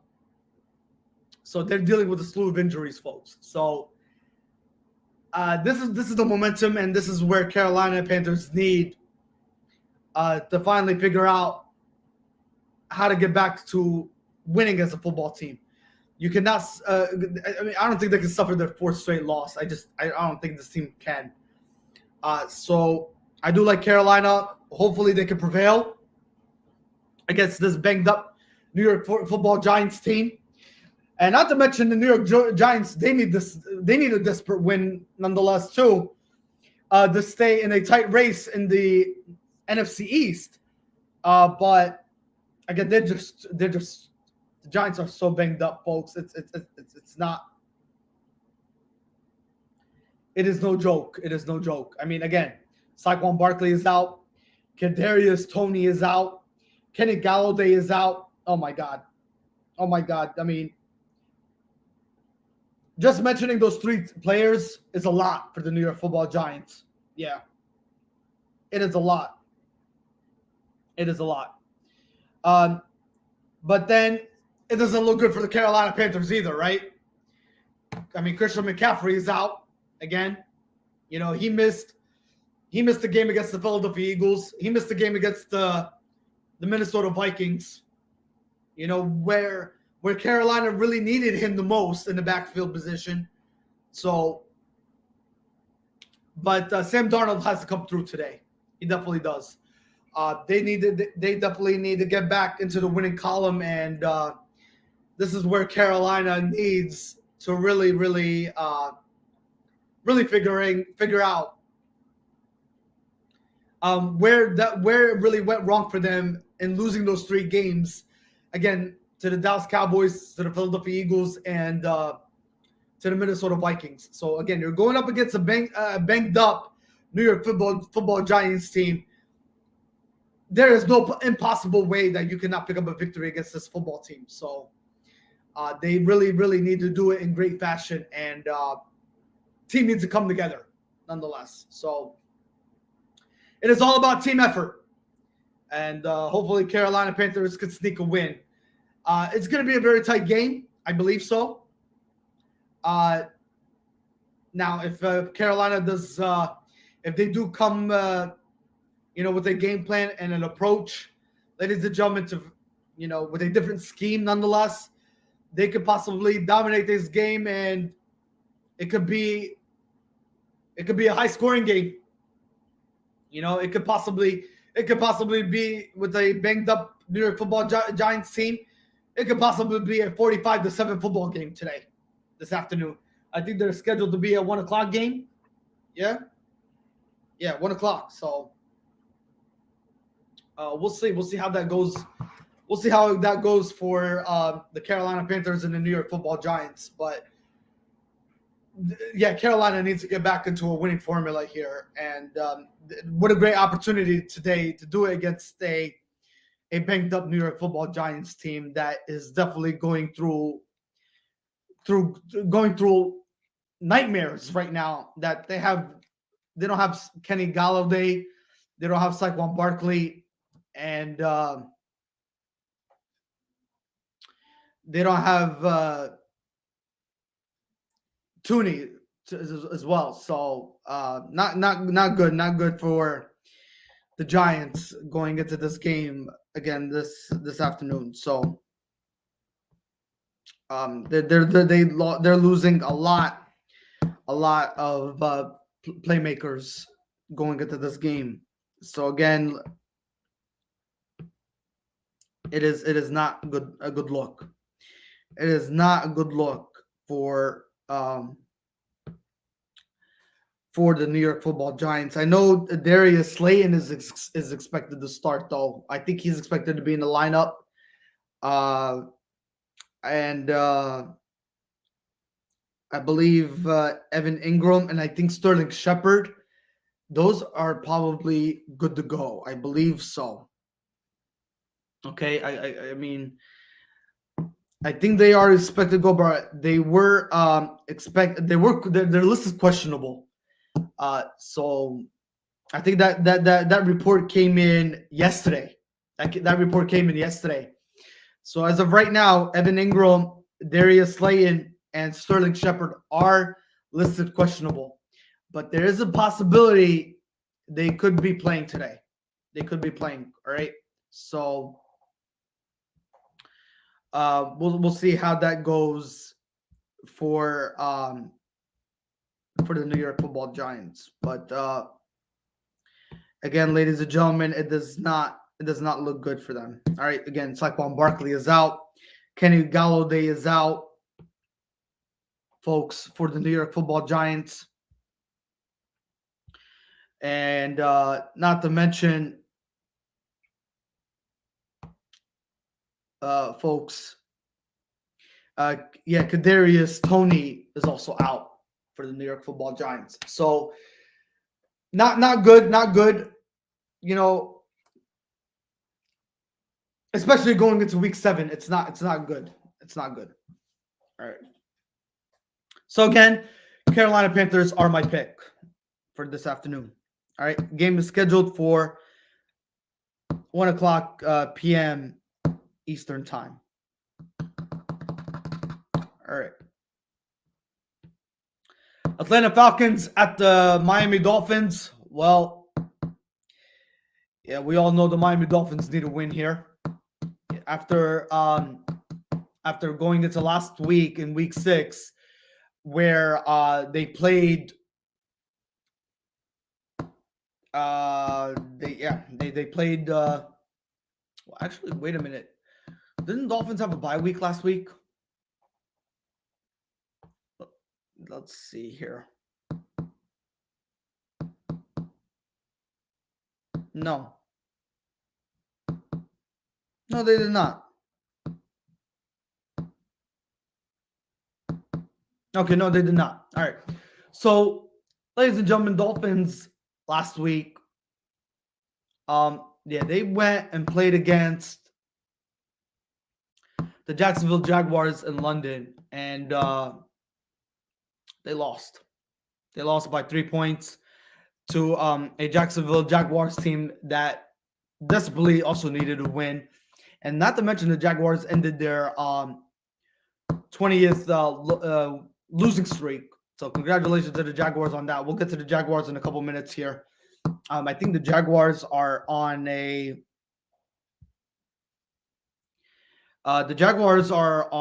bye week this week. Yes. So shocking to find out that the Jaguars are on a bye this week and not the Miami Dolphins. I mean, the Miami Dolphins were in London last week. How the heck are they not getting a bye week? This just doesn't make sense to me. Yeah, so Jacksonville is on a bye, but the Miami Dolphins are not. They're expected to play going into week 7. So, but as far as week 8 is concerned, Dolphins, again, they continue to play. So, I think the Dolphins don't get their bye week until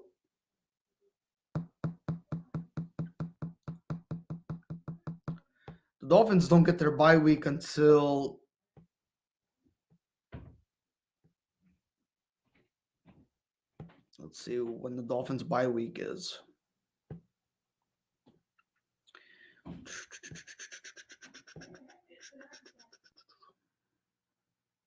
Oh my God.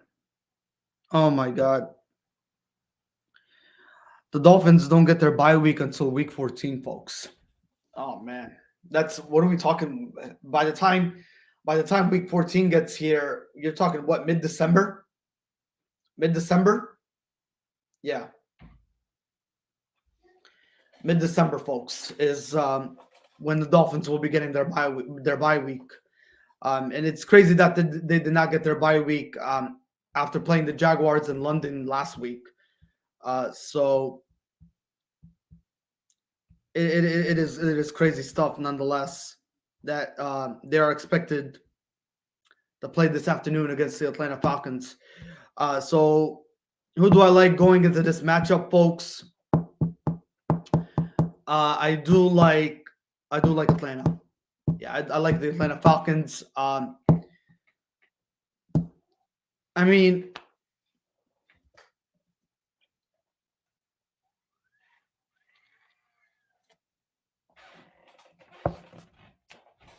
the Dolphins, I believe, they not to mention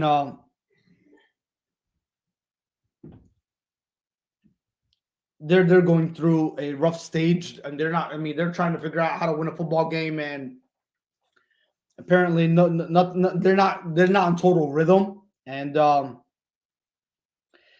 they're trying to find answers on how to win a football game, and apparently nothing is going correctly for them, and not to mention Tua Tagovailoa continues to struggle, which the Dolphins can't really afford at this point.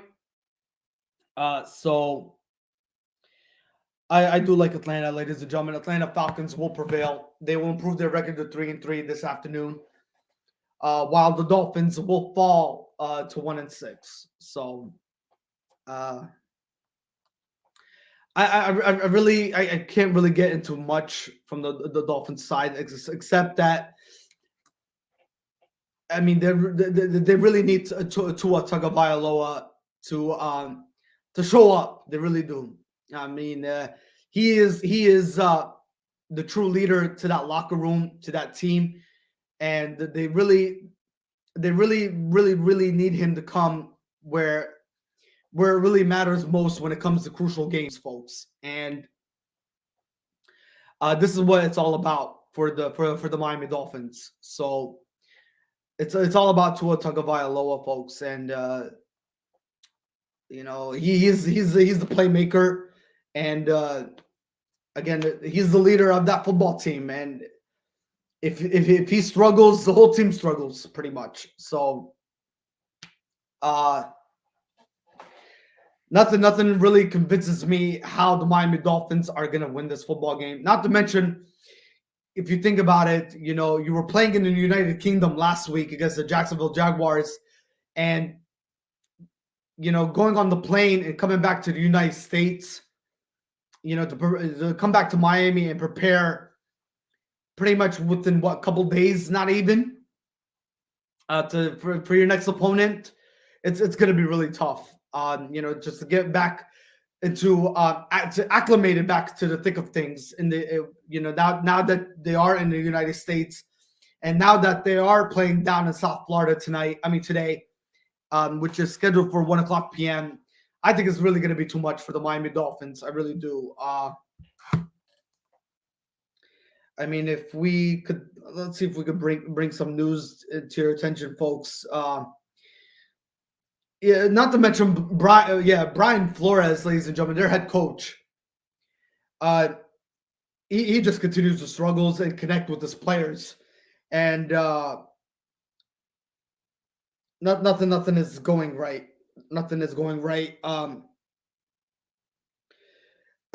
to mention, ladies and gentlemen, there is rumors. Yeah, there is rumors going on from the Miami organization. But this is not for Tua Tagovailoa to be worried about, because Brian Flores did talk to social media, and he did confirm, according to sources, that Tua Tagovailoa will continue to be the starting quarterback no matter what happens. But according to rumors coming around from the Miami Dolphins organization, they are thinking about bringing Deshaun Watson into the organization. So it could happen in the next couple weeks, maybe after week 7, of course. Deshaun Watson might become a new member of the Miami Dolphins. So how's that going to be handled? My question, my question for that to be answered is most likely Deshaun Watson might be a backup quarterback to Tua Tagovailoa. But again, ladies and gentlemen, Brian Flores is continuing to struggle, getting his team together, and they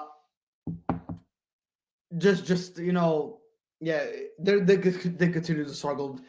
Brian Flores is not the only one struggling, but then Tua Tagovailoa, there's just no 100% support for Tagovailoa, and Tua Tagovailoa, ladies and gentlemen, he needs that support. He really does. He needs all his team to be behind him, just to carry that to spike things up in South Florida, and they're just not. They can't find it. They really can't, and it's a big issue. It's a big issue in South Florida that really needs to be addressed. But as far as Deshaun Watson, folks, we'll definitely keep our eyes open. We'll definitely keep our ears open, of course. And we'll let you know if Deshaun Watson does become the new member of the Miami Dolphins. And if that's the case scenario, most likely, because Brian Flores did confirm to the media, and he did confirm to, according to sources, that he most likely would be a backup quarterback behind Tua Tagovailoa. So he is not Tua Tagovailoa, ladies and gentlemen. He is no way in jeopardy of losing his job as a starting quarterback. So, nonetheless,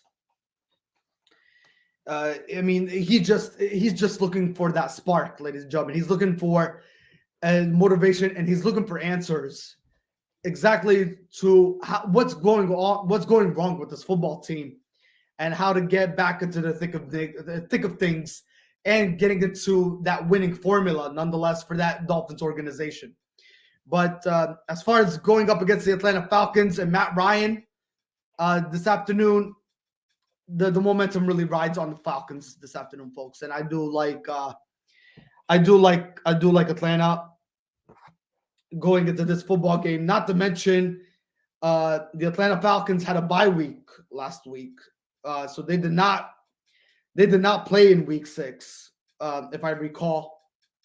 So they did not play because the reason why they did not play, they had a bye week last week because previous week, 2 weeks ago, they played against the Jets at London at the United Kingdom. So both the Jets and the Atlanta Falcons both had bye weeks in week 6. But the Atlanta Falcons are coming back fresh and fully rested nonetheless. So going down to Miami to South Florida, especially with beautiful weather this afternoon, I believe the weather down in Miami, let's check it out. It is expected to be let's give it to you. Hold on, bear with me here, folks. Miami Beach, Florida weather. It is expected to be right now 81 degrees, but it's supposed to be by the time the game starts afternoon, only 10% chance of rain, 83 degrees. So great weather in Miami this afternoon between the Atlanta Falcons and the Miami Dolphins. So there is no rain to show for it. I mean, they might get a spotty shower here and there, but nonetheless, it is going to be perfect weather conditions for the Atlanta Falcons and perfect field conditions nonetheless. So it is going to be outstanding game for the Atlanta Falcons. All right, so to speak. All right. Jets versus the New England Patriots. All right. Again, I go back to how about them Cowboys again? All right, I do go back to that. And the Cowboys, ladies and gentlemen, let's talk about them, all right? Because they are on the bye week, and they did play the New England Patriots last week. So basically, folks, where I'm getting at here is you got to give credit to the Dallas Cowboys. You got to give your hats off to the Dallas Cowboys. Again, nobody expected this team to be where they are going into midseason form right now. 5-1, sitting pretty. Not to mention Dak Prescott is expected to play after the bye week. So he's expected to play come week 8.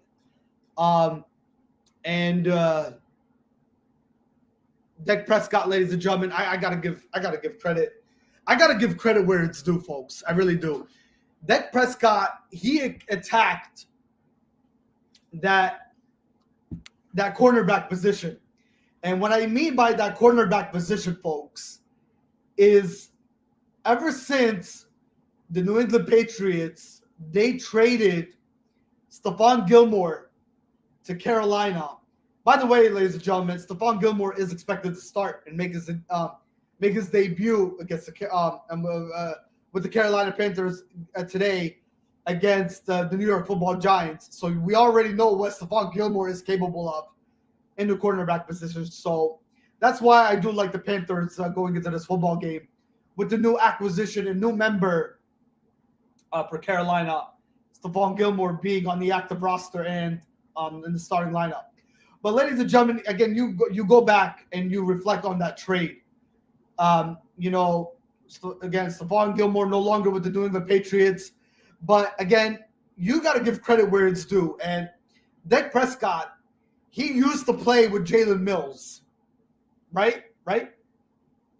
And when Jalen Mills was when he was a member of the Philadelphia Eagles, he knew that Jalen Mills was the weakest link in that cornerback position.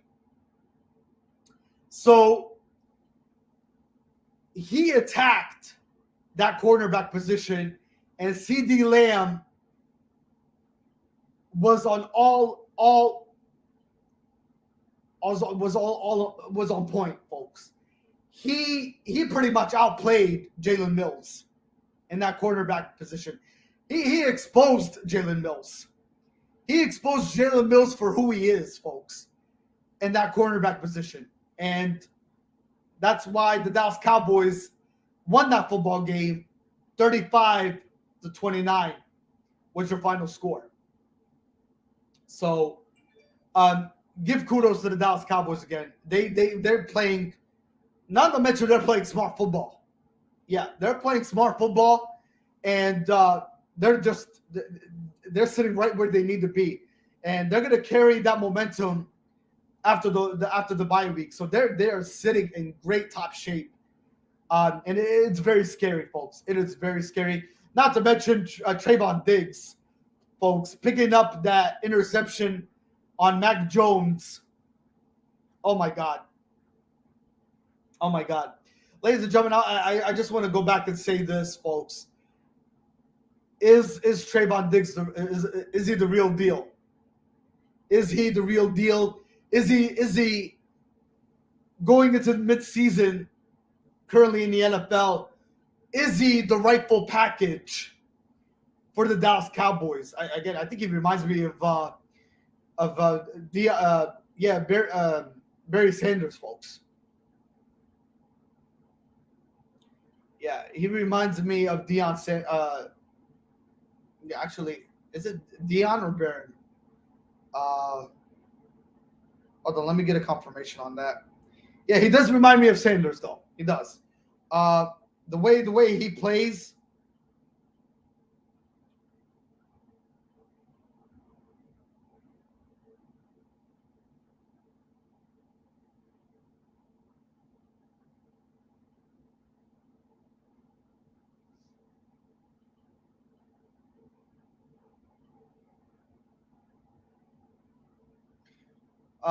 Yeah, so I compare him, ladies and gentlemen, to Trayvon Diggs. I compare him, ladies and gentlemen, to Deion Sanders. Yeah, not Barry Sanders. Deion. I'm sorry. Um, his play style, his skill making. It is tremendously a comparison to Deion Sanders. Yeah, it really is. It really is. Um, he just continues to be impressive, nonetheless.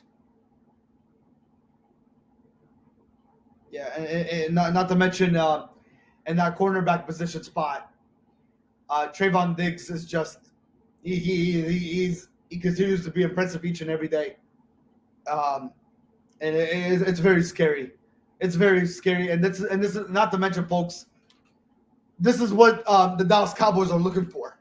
Yeah, that's what the Dallas Cowboys have been looking for all year long.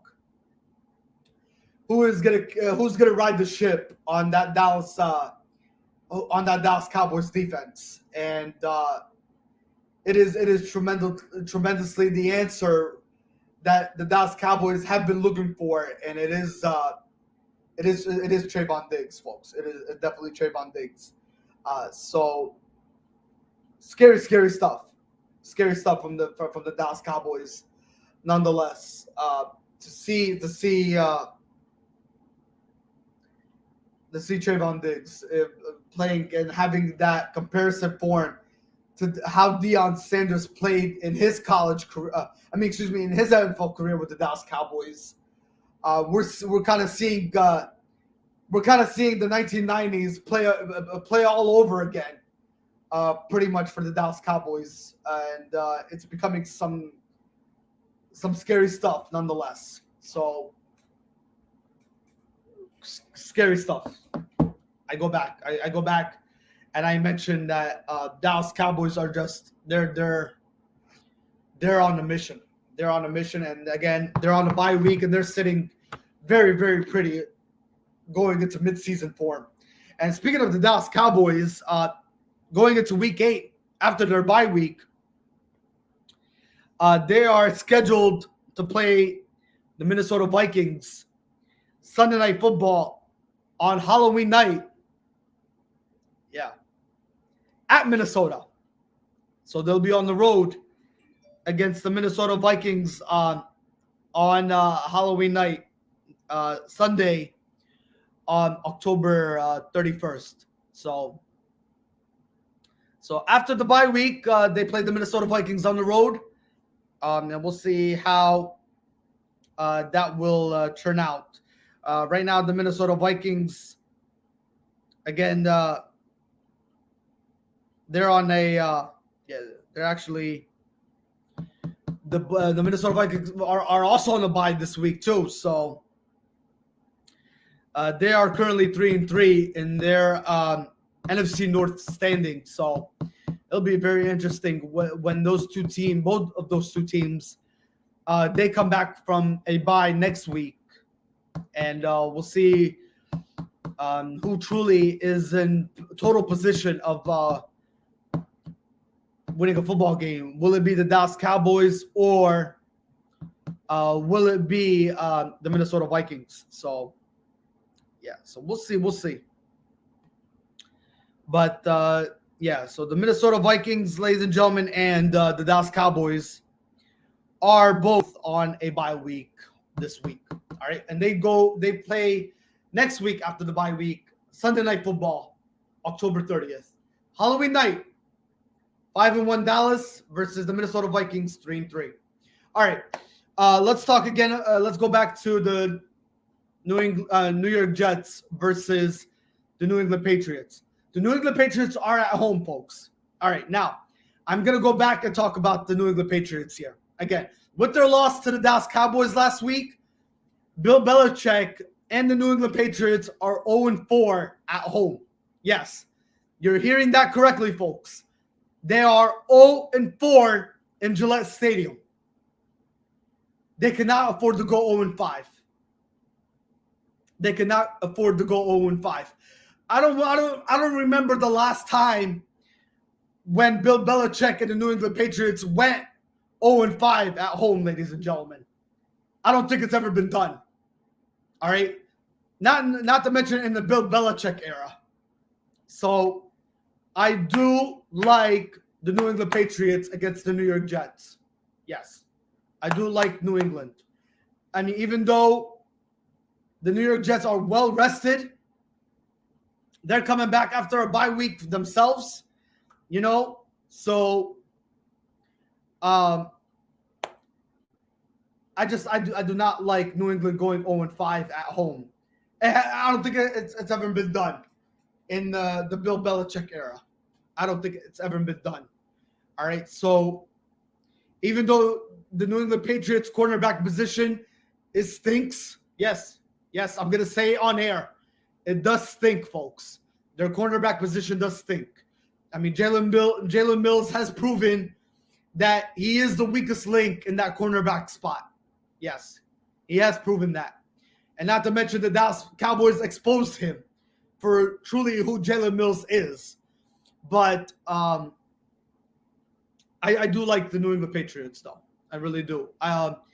They have to get a win, and again, in the Bill Belichick era, there is just no way I have seen Bill Belichick and the New England Patriots in their own stadium to go 0-5 midway through the season. No, it's never been done. I don't think it will be done.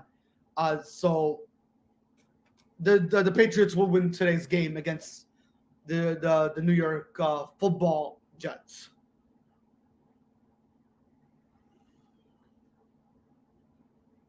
Now, as far as Zach Wilson's concerned, a lot of question remains: will Zach Wilson have the same performance that he had previously with the New England Patriots? If you guys recall, the last previous meeting between the New York Jets and the New England Patriots, it was a nightmarish game for Zach Wilson and the New York Football Jets. Ladies and gentlemen, Zach Wilson threw 4 interceptions in that football game in the previous meeting. Yes, you're hearing it correctly, folks. He had 4 interceptions and a quarterback rating of 37%. Yeah, 37% and a quarterback rating that was so awful. Not to mention 4 interceptions. 4 interceptions against that New England Patriots defense. And not to mention during that time, if you go back to that previous meeting, Stephon Gilmore was playing that game. Yeah, he was playing that game against the New York Football Jets in that previous meeting. But Stephon Gilmore is no longer with the New England Patriots anymore. He is now a new member of the Carolina Panthers. So even though it is now a whole different ball game, Bill Belichick, again, ladies and gentlemen, I go back to this. No possible way have I seen Bill Belichick in the Bill Belichick era and Gillette Stadium in itself to start at home 0-5. Okay? To start at home 0-5 record. It has never been done. All right? So I think it's going to be a close game. Yes. In the second meeting, division rivalry game, it is going to be a close game. I can tell you right now, folks, for this game, either it's going to be 24-14 New England or 24-17 New England or 23-14 New England. But it is going to be a very close game nonetheless. All right. So you're talking also, maybe fall weather conditions up there this afternoon in New England. That game is scheduled for 1:00 p.m. Eastern time. Okay. Against the New England Patriots. So the New York Football Jets and the New England Patriots are scheduled to play at 1:00 p.m. Eastern time. Under fall weather conditions, perfect weather. I think the high temperature is expected to be maybe upper 50s to low 60s. So you're talking great weather. But ladies and gentlemen, I just don't see Bill Belichick and the New England Patriots. It's a home game. All right. So the Patriots are not doing they did not do any much traveling. They stayed at home after suffering a loss against the Dallas Cowboys. So they went back and probably watched film to get adjusted, not to mention. So, yeah, they're definitely they're gonna definitely sneak out a victory going into today's matchup against the New York Football Jets. So I do like New England, folks. I really do. All right. So that's my analogy to you, ladies and gentlemen. That's actually my lock pick. That's my lock pick, ladies and gentlemen, for my good friend of mine, Eddie Steele, to get that to get that pick and enjoy that pick. All right, hold on to that pick, and hopefully that pick comes back to you in great good mode, and you definitely get some good stuff out of it, though. But that's my lock pick going into Week 7. Is Patriots coming out with the victory against the New York Football Jets, and not to mention he is a Jets fan. He is a Jets fan, but again, you don't like to hear those words coming from your host. But we have to speak where the truth and the facts lie in that matter, though. And again, when you look at it in paper perspective, folks, when you look at it in paper perspective, you have to go with the percentage wise. All right. So if you had to look, okay, let's pretend that we are sports gamblers right now.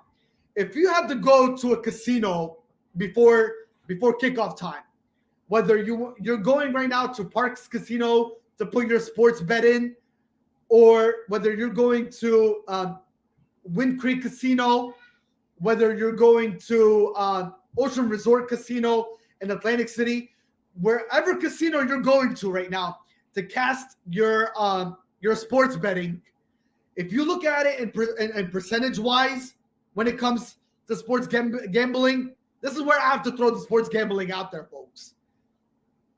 New England is more in favor than the New York Football Jets. All right. So I'm talking right now. I'm putting the focal point on the sports gambling picture here. Okay? If you are a sports gambler and you have to go out there and cast your vote, think of it as an election day. All right? To all the politics out there, to all my politics that love politics, think of it as you're going out there to cast your vote for election day. And you saw that who is the better percentage-wise to cast your vote? Is it New York Football Jets or is it the New England Patriots? Who would you go with?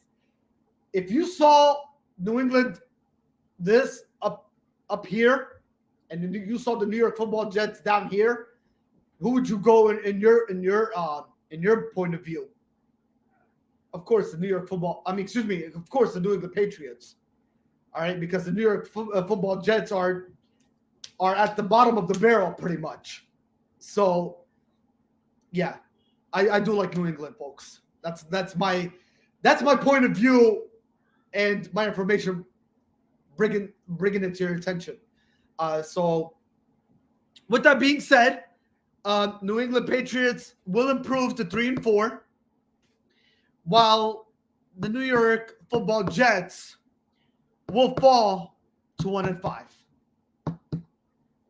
Easier said than done, right? Easier said than done, folks. You have to look at it on how they look on paper, and then think of it as an election day, where if you're going out right now, not only to grab your coffee, but I know you're going to the casino right now to cast your sports bet, or not to mention if you're doing it online. If you're sitting on your couch right now to cast your vote online, you have to look at it in paper perspective wise. That New England is sitting up here and the New York Jets are sitting down here. That's my comparison to you folks. All right. But as far as Zach Wilson's concerned, folks, I don't think he's going to have that performance that he had in the last meeting. All right. I think he might get a good day out of it. Maybe he might have one touchdown, one interception. All right. He might get one touchdown, one interception. As far as quarterback rating was concerned, he might be at the 70% range. Yeah. I think he's capable of getting in the 70% this afternoon. I think he'll probably have under 200 yards through the air. Yeah. So give or take, maybe he'll have between 150 and 180 yards through the air this afternoon for Zach Wilson. But I'll tell you this right now, folks, he will not have the same performance that he had in the last meeting. All right. He will not have what he dealt with in the last meeting. All right, because if you go back to the last meeting between the New York Football Jets and the New England Patriots, where he threw 4 interceptions and he had a quarterback rating of 37%, he will not have that going into today's game. Okay, he will not have that. All right, I think Zach Wilson will wake up and he will try to figure out how to win a football game. He might do it. All right. I know Zach Wilson is capable, but again, ladies and gentlemen, what can you expect out of a rookie quarterback? Right? You can only expect so much from a rookie quarterback. The guy is still getting acclimated. The guy is still getting adjusted. The guy is still getting comfortable in the National Football League. Okay? He's still trying to find his rhythm. He's trying to still get executed. You can only expect so much out of a rookie quarterback. And I cannot justify that. All right, I cannot justify that. The guy is still trying to get into rhythm. He's trying to see where he exactly fits in the National Football League, where his comfortable zone is in the National Football League. It's going to take time. It is going to take time, folks. Again, I don't want to go back and talk about the radio frequency identification sensor, folks. That small sensor that football athletes put in their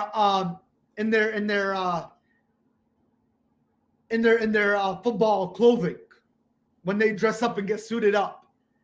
All right, that little piece censored it, ladies and gentlemen. Okay, I don't want to go back and talk about that, even though I learned about it in college. But what I'm trying to get at here, folks, is Zach Wilson could only do so much.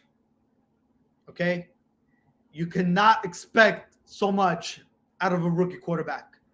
All right, he's a human being just like the rest of us. Okay, he's trying to get acclimated. He's trying to find his comfort zone. He's trying to find where exactly he belongs in the National Football League. And he's trying to make a name for himself.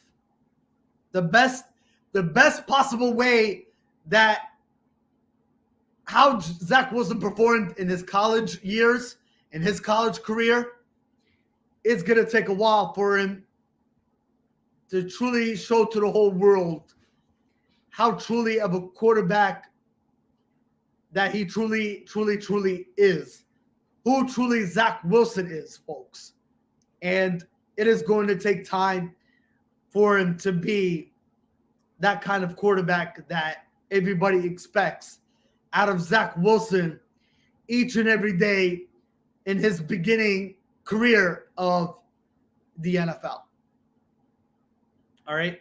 So I do, ladies and gentlemen, don't get me wrong. I love Zach Wilson. I really do. The guy has a bright future ahead of him. He definitely does. All right. He definitely has a bright future ahead of him. Not to mention, ladies and gentlemen, their new head coach, Robert Slay, that they brought in to the Jets organization. Ladies and gentlemen, if those guys, if they continue to be together and build a stronger relationship, nonetheless, those guys are going to be putting in future years to come for that Jets organization, not to mention the AFC East in general. They are going to put that AFC East team on notice. Okay, not only the division in itself, but the NFL in itself. They're going to put the NFL on notice in future years to come. If Robert Slay and Zach Wilson bring a stronger relationship, all right, to that Jets organization in itself, to that Jets community, folks, that they have the capability, if they continue, ladies and gentlemen, and not to mention, folks, I want to get this point across. If they have a bad season this year, this is going to be momentum that they're going to carry forward going into the offseason and bringing college playmakers that they are currently scouting, nonetheless. You know, when you talk about the Ohio State Buckeyes, when you talk about the Oklahoma Sooners, when you talk about the Michigan State Spartans, when you talk about the Michigan Wolverines, ladies and gentlemen, this is good formula for the New York Football Jets, because Robert Slay, ladies and gentlemen, I kid you not. He is definitely scouting. College football playmakers that he will definitely be attacking for future years to come, to bring to the Jets organization, to build that football team, to become championship contenders, to become playoff contenders, to end that playoff drought, folks. to get where they need to be in future years in the NFL. And the Jets have that opportunity to do the impossible in future years to come. If Robert Slay and Zach Wilson, if they continue building that stronger relationship moving forward. And I see it. I see it. All right. They are two respectable players. A respectable coach and Robert Slay, and a respectable playmaker and future quarterback and Zach Wilson. And this is why, ladies and gentlemen, they brought him to the organization. This is why they brought him to the this is why they brought him as a highest draft pick, ladies and gentlemen, to the New York Football Jets. So the future looks bright. The future looks bright for the New York Football Jets. If it's not this year, it's next year. If it's not next year, it's the following year. All right? So to all my Jets fans out there, don't lose hope. Okay? Don't lose hope. Don't lose confidence. This team is only going to get better and better as future years come. Okay? They will become a playoff team before you know it. Before you know it. All right? The last time the New York Football Jets made the playoffs was back in, if I do recall, when was the last time the New York Football Jets made the playoffs? 2011? Has it been that long? Has it been that long for the New York Football Jets? Or has it been since 2001? Whichever year it is, do not lose hope. All right? All right, Jets fans? Please, please, please. Do not lose hope. All right? The future looks bright for the New York Football Jets. Okay? Have faith. Have faith. Have confidence. This team looks promising for future years to come. Okay? That's my promise to you. That's my promise to you. All right? All right.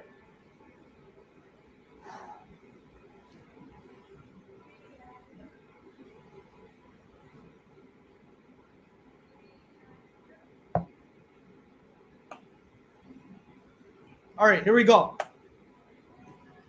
4 o'clock games. Yes, we do have 4 o'clock games. We did not forget about the 4 o'clock games. Okay. Philadelphia Eagles versus the Las Vegas Raiders. Okay, scheduled for 4 o'clock. They're going out on the West Coast. And something to share with you, though, on this game. So, according to reports, okay, and according to sources, not to mention the Philadelphia Eagles, after after enjoying a 10-day off mini bye week, they lost to the Tampa Bay Buccaneers. Again, final score 10 days ago, 28-24 against Tom Brady and the defending Super Bowl champions. They go up against the Las Vegas Raiders. Yeah. So, but according to sources, though, according to reports coming in that I would like to share with everybody, the Philadelphia Eagles are the favorite. They are the favorite. And the reason why I say they are the favorite is again, sports gambling. Sports gambling. I'm bringing up that topic again. Sports gambling, folks. Las Vegas has been hot, ladies and gentlemen, all this week regarding sports gambling. All right. Philadelphia Eagles are up right now. And the Las Vegas Raiders are down here. So they are my official lock pick for week 7. And I do like them going into Las Vegas this afternoon. So that game is scheduled to be a 4 o'clock game. And the Eagles will secure a W against the Las Vegas Raiders. So with that being said, the Eagles will improve their record to 3-4, while the Las Vegas Raiders will fall to 4-3. All right, so that's my pick to that matchup later on today.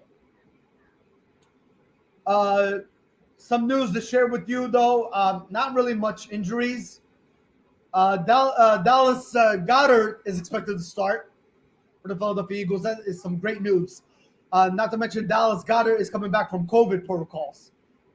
So awesome, great news there for the Philadelphia Eagles. Bad news for the Philadelphia Eagles, though, is they rule out from the safety position. Anthony Harris will not suit up for the Philadelphia Eagles. So he's out going against the Las Vegas Raiders for today's game. And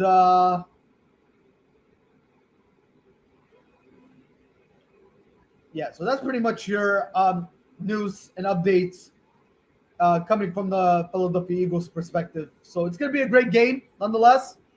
And your Philadelphia Eagles are the favorite going against the Las Vegas Raiders. So again, according to reports and according to sources, ladies and gentlemen, the Las Vegas Raiders, the city of Las Vegas have been buzzing a lot, and not to mention the city of Las Vegas have been jumping on the Philadelphia Eagles bandwagon throughout this whole week, that the Eagles are the favorite to beat the Las Vegas Raiders going into today's matchup. As far as the spread is concerned, let's pull up the spread, actually. I would like to pull up the spread. To all the sports gamblers out there, I would like to share with you the spread of that matchup. All right, so the Week 7 spread for the Philadelphia Eagles. So here's the Week 7 spread for the Philadelphia Eagles going against the Las Vegas Raiders. The Raiders are -3. Okay, the Raiders are -3. All right, so that's the spread for Week 7. So on a positive note, you can already tell that the Las Vegas Raiders are going to, the Philadelphia Eagles are going to prevail. So the Las Vegas Raiders, again, they are -3 in the spread. So yeah, I like Philadelphia going into this game this afternoon. I really do. All right.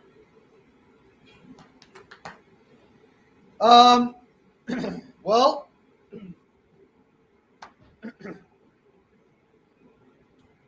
what an interesting game we're going to be witnessing this afternoon as well. That game is scheduled to be a 4:05 p.m. game. Detroit Lions versus the Los Angeles Rams. So for that game, you have Jared Goff versus Matthew Stafford.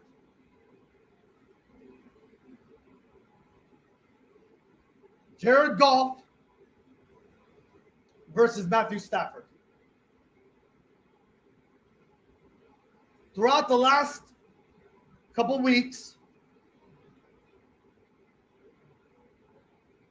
we watched what unfolded, what transpired. All right. And look at where my hand is right now. Here's the comparison. Throughout the last straight weeks of watching football, going into midseason, all right, we're in week 7, right, of the NFL. Matthew Stafford has been trending up, while Jared Goff and the Detroit Lions have yet to pick up a victory. They're winless. They're down here. They're down here, and the Los Angeles Rams are up here. Look how significantly the Los Angeles Rams are up here, and the Detroit Lions are down here. Wow. Wow.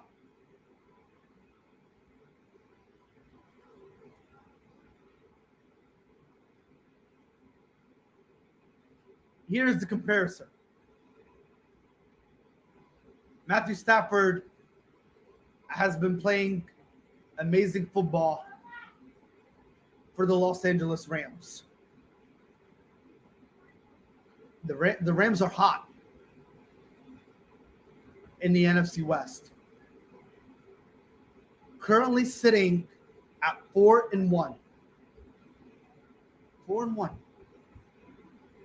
Okay? 4-1.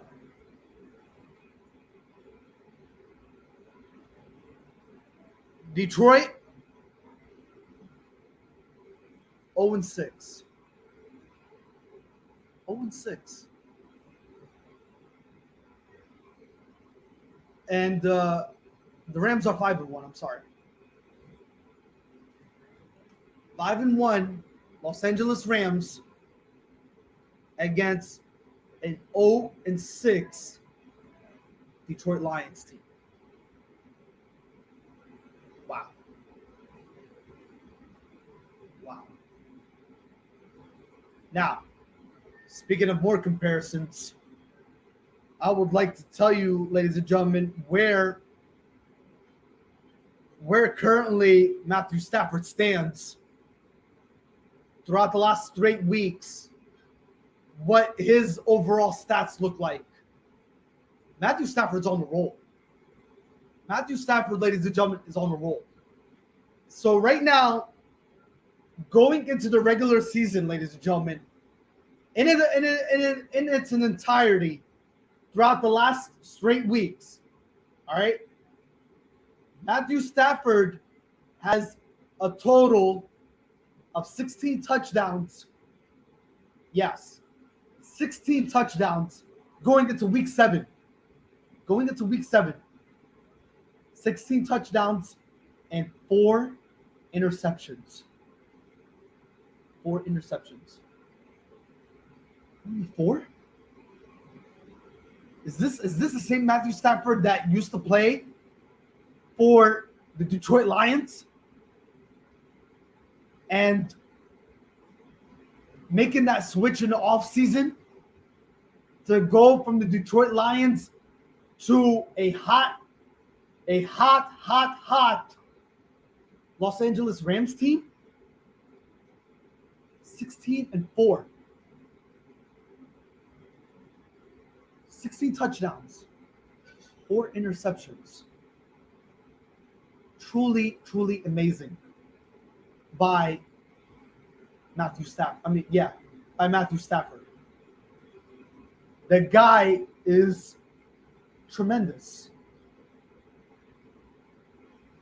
Amazing athlete. Who would have thought, ladies and gentlemen, going midway through this NFL season, all right, we're in week 7, The Rams are at 5-1. Okay. And Matthew Stafford is 16 touchdowns, only 4 interceptions. Wow. Wow. That goes to show you that Sean McVay is the greatest head coach in today's sports. He is the greatest coach in today's sports, ladies and gentlemen. Sean McVay, the greatest coach in our sports generation today, folks. Yes. That is my point to all of you. All right? That is my point to you folks. That's what I'm trying to get my point across around here. Sean McVay is the greatest coach in our sports generation. Wow. Wow.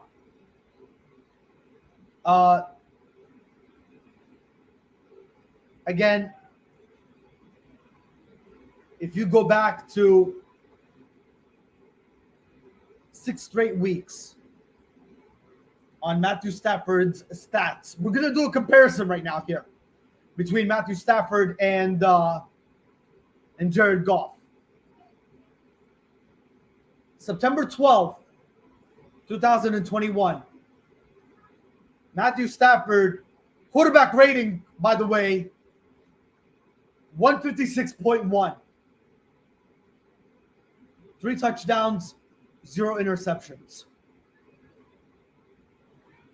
September 19, against the Indianapolis Colts, he had a quarterback rating of 101.8. 2 touchdowns, 1 interception. 278 yards through the air. Passing through the air. September 26, 2021. Against the defending Super Bowl champions. Not to mention, they beat the defending Super Bowl champions. I believe they did.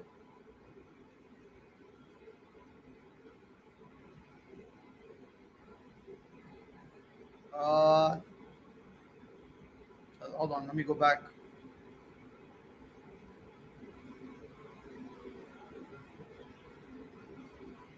Okay, so yeah, not to mention, the Rams beat the defending Super Bowl champions. I just wanted to clarify that. Okay, you're not hearing that wrong.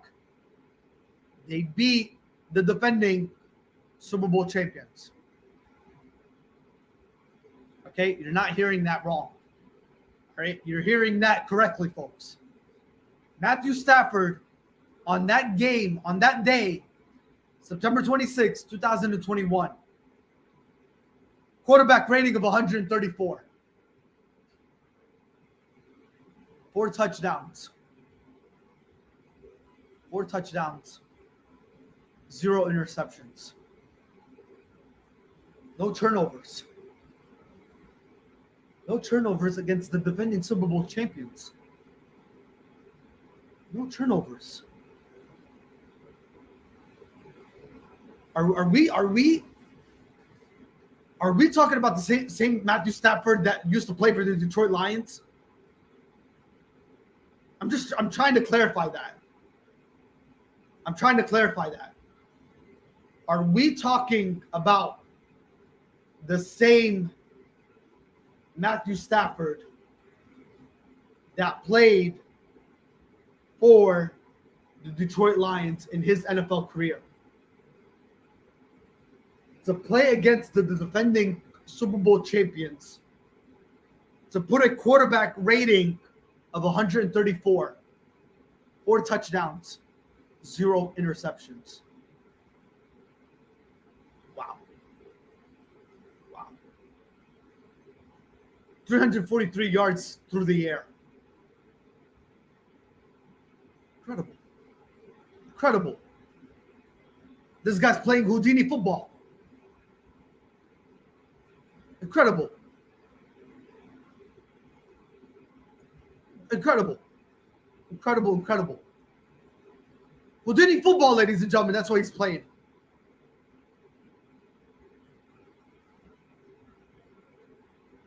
Yeah.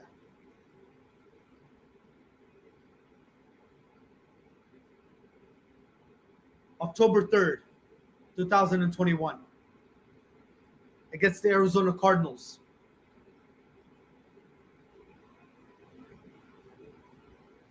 Which they lost that game. That's the only loss they suffered through the season. Quarterback rating of 89.5. Passing 280 yards through the air. 2 touchdowns, 1 interception. October 7th, 2021. Against the Seattle Seahawks. They beat the Seattle Seahawks. Yeah. 365 yards through the air. Quarterback rating of 97.2. 1 touchdown, 1 interception. Wow. Last week, against the New York Football Giants, October 17, 2021. Beat the New York Football Giants. The Los Angeles Rams and Matthew Stafford put 251 yards through the air, 4 touchdowns, 1 interception, and a quarterback rating of 128.7. 128.7. In his season form throughout these last 6 weeks, 16 touchdowns, 4 interceptions.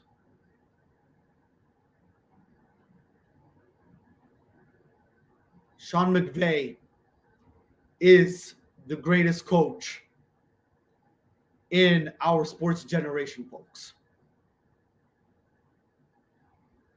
Sean McVay, I repeat it, he is the best coach in our sports generation today.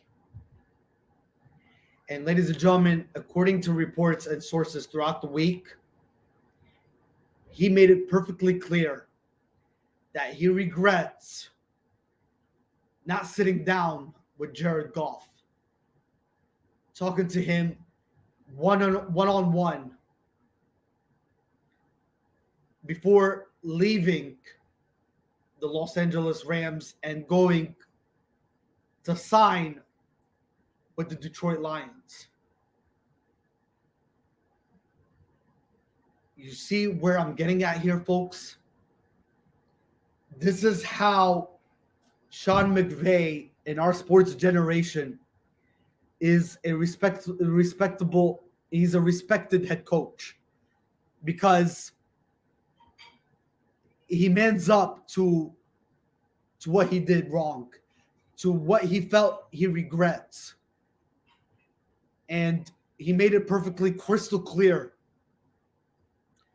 that he definitely wanted to sit down with Jared Goff before he went ahead and signed with the Detroit Lions in acquiring Matthew Stafford in a trade between the Rams and the Detroit Lions.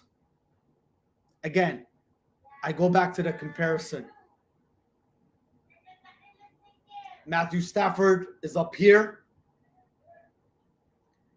and Jared Goff is all the way down here. All right? I am not out here, ladies and gentlemen, to criticize. Even though sometimes people need to be criticized. But I am trying to put the facts on the table, folks. I'm trying to put my point across that Sean McVay, again, I'm trying to make a point here. He is the greatest coach in our sports generation. And if there's no ifs, ands, or buts about it. All right. This is perfectly a message crystal clear. He is the greatest coach in today, sports generation. And he made it also perfectly clear throughout the week, this past week. He wanted to sit down with Jared Goff one-on-one, and he regrets that he did not talk to him and before making that trade. And not to mention, Jared Goff also made it perfectly crystal clear that he felt disrespected. Okay? That the Los Angeles Rams set him on his way in a trade value between the Detroit Lions and the Los Angeles Rams. But ladies and gentlemen, I go back, and this is not about who's the better quarterback. Not to mention, that's not what it's about going into today's matchup. Nonetheless, it's not about who's the better quarterback, folks. It is about who's the better coach. Yeah, and it's Sean McVay. It is Sean McVay, ladies and gentlemen. All right, not to exclude the formula that the Los Angeles Rams are having right now, and they're off to their best 5-1 start into the season, into midseason form. Here, we're not talking about who's the better quarterback here. Okay, I mean, for all I can tell you, folks, if Jared Goff was still with the Los Angeles Rams and Matthew Stafford was still with the Detroit Lions and Jared Goff had better performance with 16 touchdowns and 4 interceptions, we'll get to Jared Goff's status in a minute here. So, ladies and gentlemen, to go back, it's not about who's the better quarterback. All right, it's about better coaching. Okay, the chemistry is there. The team is clicking on all cylinders. They're working as a team function unit. The Los Angeles Rams. All right, this is nothing to do with Matthew Stafford and the way he's playing with Los Angeles. All right, this has nothing to do with that. For all I know, ladies and gentlemen, everybody knows, if Matthew Stafford, ladies and gentlemen, was with the Detroit Lions, he could have been playing horribly with the Detroit Lions, and Detroit would have still been looking at an 0-6 season. Yes, they would have been looking at an 0-6 season, ladies and gentlemen, no matter who the quarterback is. Okay? No matter who the quarterback is. And Detroit wanted to address the quarterback situation. Right or wrong. They wanted to address that situation during the offseason, which they did. And they brought Matthew Stafford in. Okay, to the Los Angeles Rams. And they brought Jared Goff in to the Detroit Lions. So it's not about who's the better quarterback, folks. This is not about the offensive line on protecting their quarterback. This is all about the coach. And right now, the Los Angeles Rams are hot, the hottest team right now, behind Sean McVay and Matthew Stafford's incredible performance at 16 touchdowns and 4 interceptions these last 6 to 8 weeks of the NFL. Incredible. All right. Let's go back, and I want to pull up I want to pull up Jared Goff's status. All right, so they're going up against the Los Angeles Rams. By the way, my pick going into today's game is the Los Angeles Rams, folks. All right, that's my prediction. If you have already noticed, the Los Angeles Rams are my pick going into today's matchup. All right, that's slanted for 4:00 p.m. Eastern Time. All right, and they are playing at SoFi Stadium. So the Rams definitely have home field advantage going into today's matchup. And not to mention Jared Goff is making he's going back to SoFi Stadium. So yeah, that would be very, very interesting for Jared Goff nonetheless. But let's go back, ladies and gentlemen. I want to talk about Jared Goff's status here. Jared Goff's status right now, the last 6 straight weeks into the regular season, he is currently looking at 7 touchdowns and 4 interceptions. All right. So if you compare between Jared Goff and Matthew Stafford, both of them are tied as far as interception comparison is concerned. Okay, so both Jared Goff and Matthew Stafford have 4 interceptions. So 8 interceptions combined between these two quarterbacks. So they're in the tie in that category. Okay. But as far as the touchdown comparison is concerned, again, Matthew Stafford is up here with 16 touchdowns. Jared Goff is down here with 7 touchdowns. Now, no matter if you're with the Rams, whether you're with the Rams or whether you're with Detroit, it could have been it could have gone either way. You could have looked at Jared Goff as the guy with 16 touchdowns and 4 interceptions, and you could have been looking at Matthew Stafford if he stayed with Detroit, 7 touchdowns, 4 interceptions. And this is hypothetically. All right, this is an hypothesis thing here. But unfortunately, Matthew Stafford is with the Rams and Jared Goff is with Detroit. Detroit, ladies and gentlemen, have yet to they have not found an answer. Ladies and gentlemen, these last 6 straight weeks. This football team has not won a game yet. And it will not get better for them going into today's matchup either. It's starting to look ugly for the Detroit Lions. Yeah, it is definitely starting to look ugly. Not to mention, hold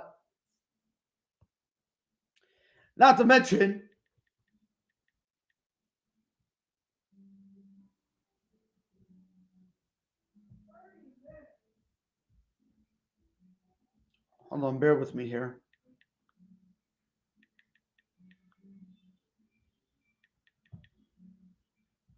Not to mention, the Detroit Lions head coach Dan Campbell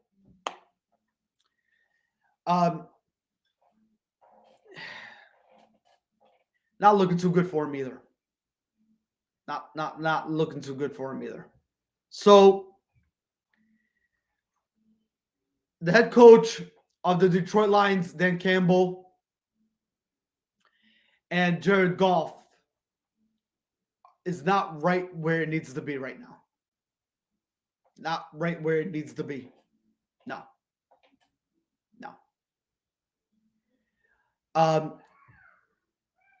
I want to ask you folks, have we could have been possibly that we could have got the same result if Matthew Stafford was still in Detroit under Dan Campbell? Yeah, we possibly might have got the same result. Again, Matthew Stafford having 7 touchdowns and 4 interceptions under Dan Campbell.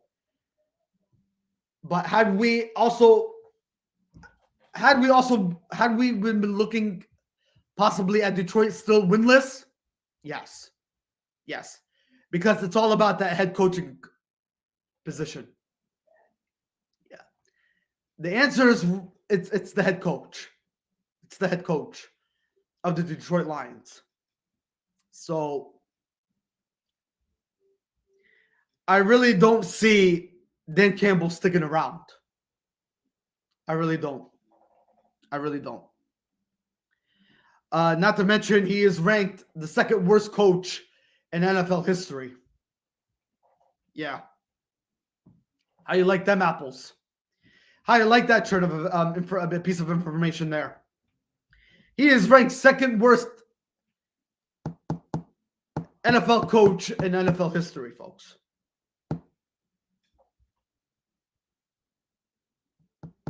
Yeah.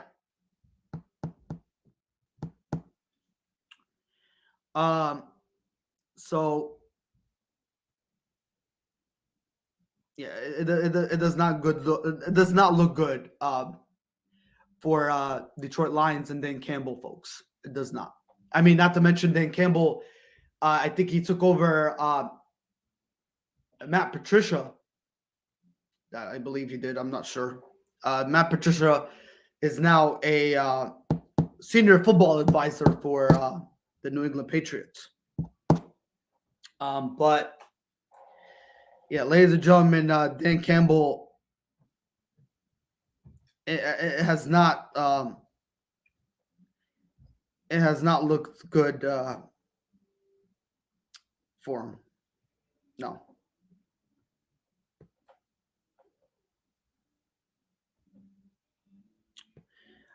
Dan Campbell currently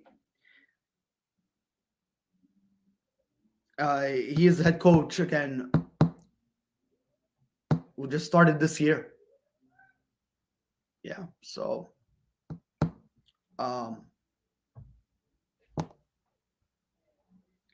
not good for the Detroit Lions and Dan Campbell. Not good at all. And Dan Campbell, ladies and gentlemen, he used to be an interim head coach for the Miami Dolphins. And also he was an assistant head coach and tight end for the New Orleans Saints back in 2016 and 2020. So yeah, not good so far for the Detroit Lions. So, ladies and gentlemen, again, in comparison to Jared Goff, 7 touchdowns and 4 interceptions on the season. Let's pull up again his last straight weeks. I mean, if you go back to September 12th, 2021 against the 49ers, Jared Goff had 3 touchdowns, 1 interception, and a quarterback rating of 92.6. And then on September 20 against the Green Bay Packers, he had 2 touchdowns, 1 interception, and a 97.7 quarterback rating. And then on September 26 against the Baltimore Ravens, he had no touchdowns, no turnovers, and a quarterback rating of a 93.3. And then against the Chicago Bears on October 3rd, he had 2 touchdowns, 0 interceptions, and a quarterback rating of 105. And on October 10 against the Minnesota Vikings, he had 1 interception and a quarterback rating of 64.3. And then last week against the Cincinnati Bengals, he had a quarterback rating of 67.8, 1 interception. So, ladies and gentlemen, it does not look good for Matthew Stafford. For Jared Goff. It does not look good. Not to mention, his career stats look pretty good. Jared Goff's career stats are 114 touchdowns, 59 interceptions. But, ladies and gentlemen, he's right now sitting for the last 6 straight weeks. He is sitting at 7 touchdowns, 4 interceptions, with a quarterback rating of 86.9. So it definitely says a whole lot for the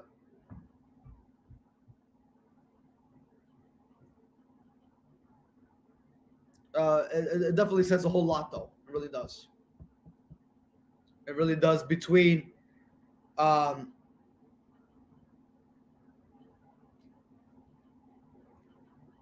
it really does say a whole lot, ladies and gentlemen, for Jared Goff and again Matthew Stafford. Again, the comparison, ladies and gentlemen.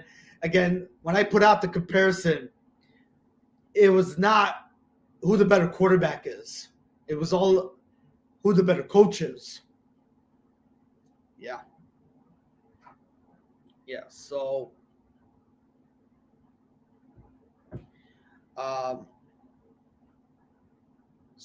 this is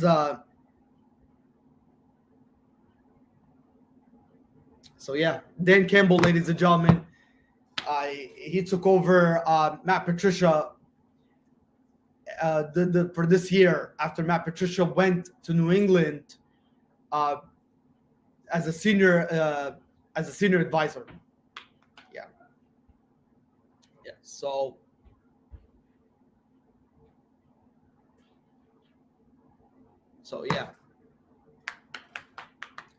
it does not look good again for Jared Goff, and it will not look good today either when the Detroit Lions go head to head against the Los Angeles Rams team this afternoon. So that game is scheduled to be a 4:05 p.m. game. And I do like the Rams carrying that momentum to improve their record to 6-1, while the Detroit Lions will fall to 0-7. So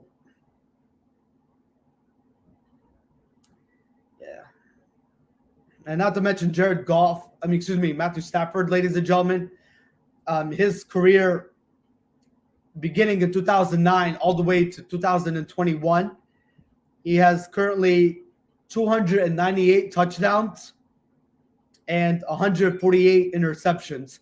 I will not be surprised this afternoon if Matthew Stafford hits the 300-yard touchdown mark.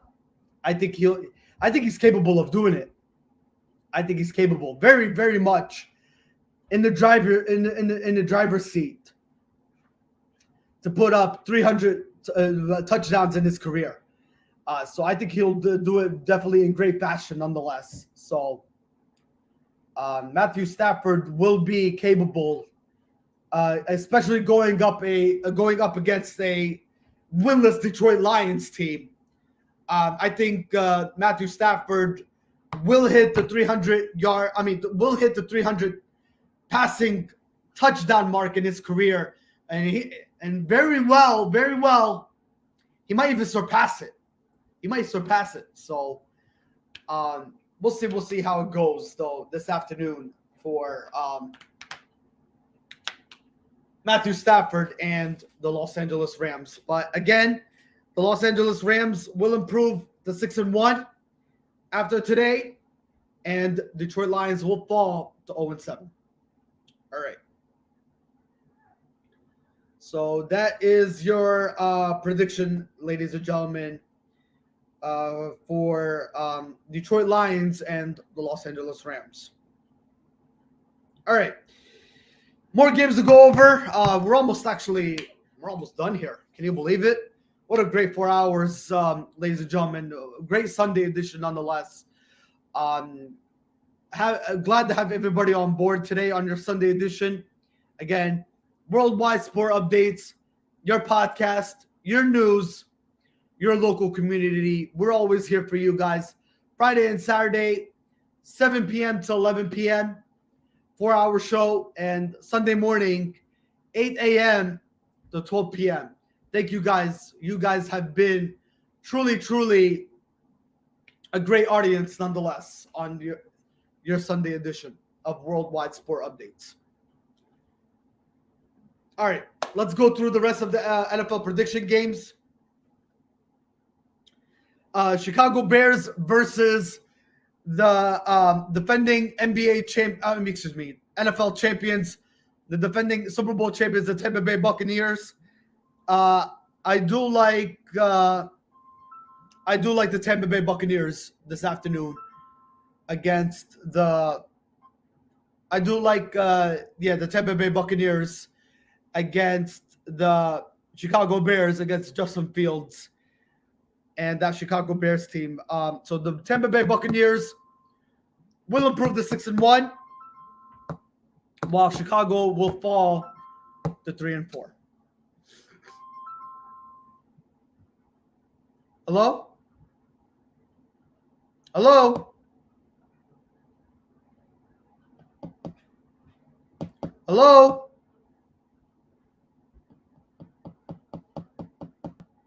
Is anybody there?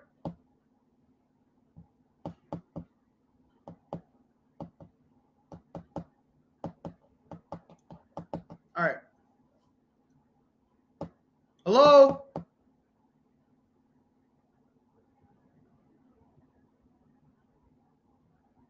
All right. Nobody's there. So again, Tampa Bay, ladies and gentlemen, they will improve their record to 6-1, while the Chicago Bears will fall to 3-4. All right.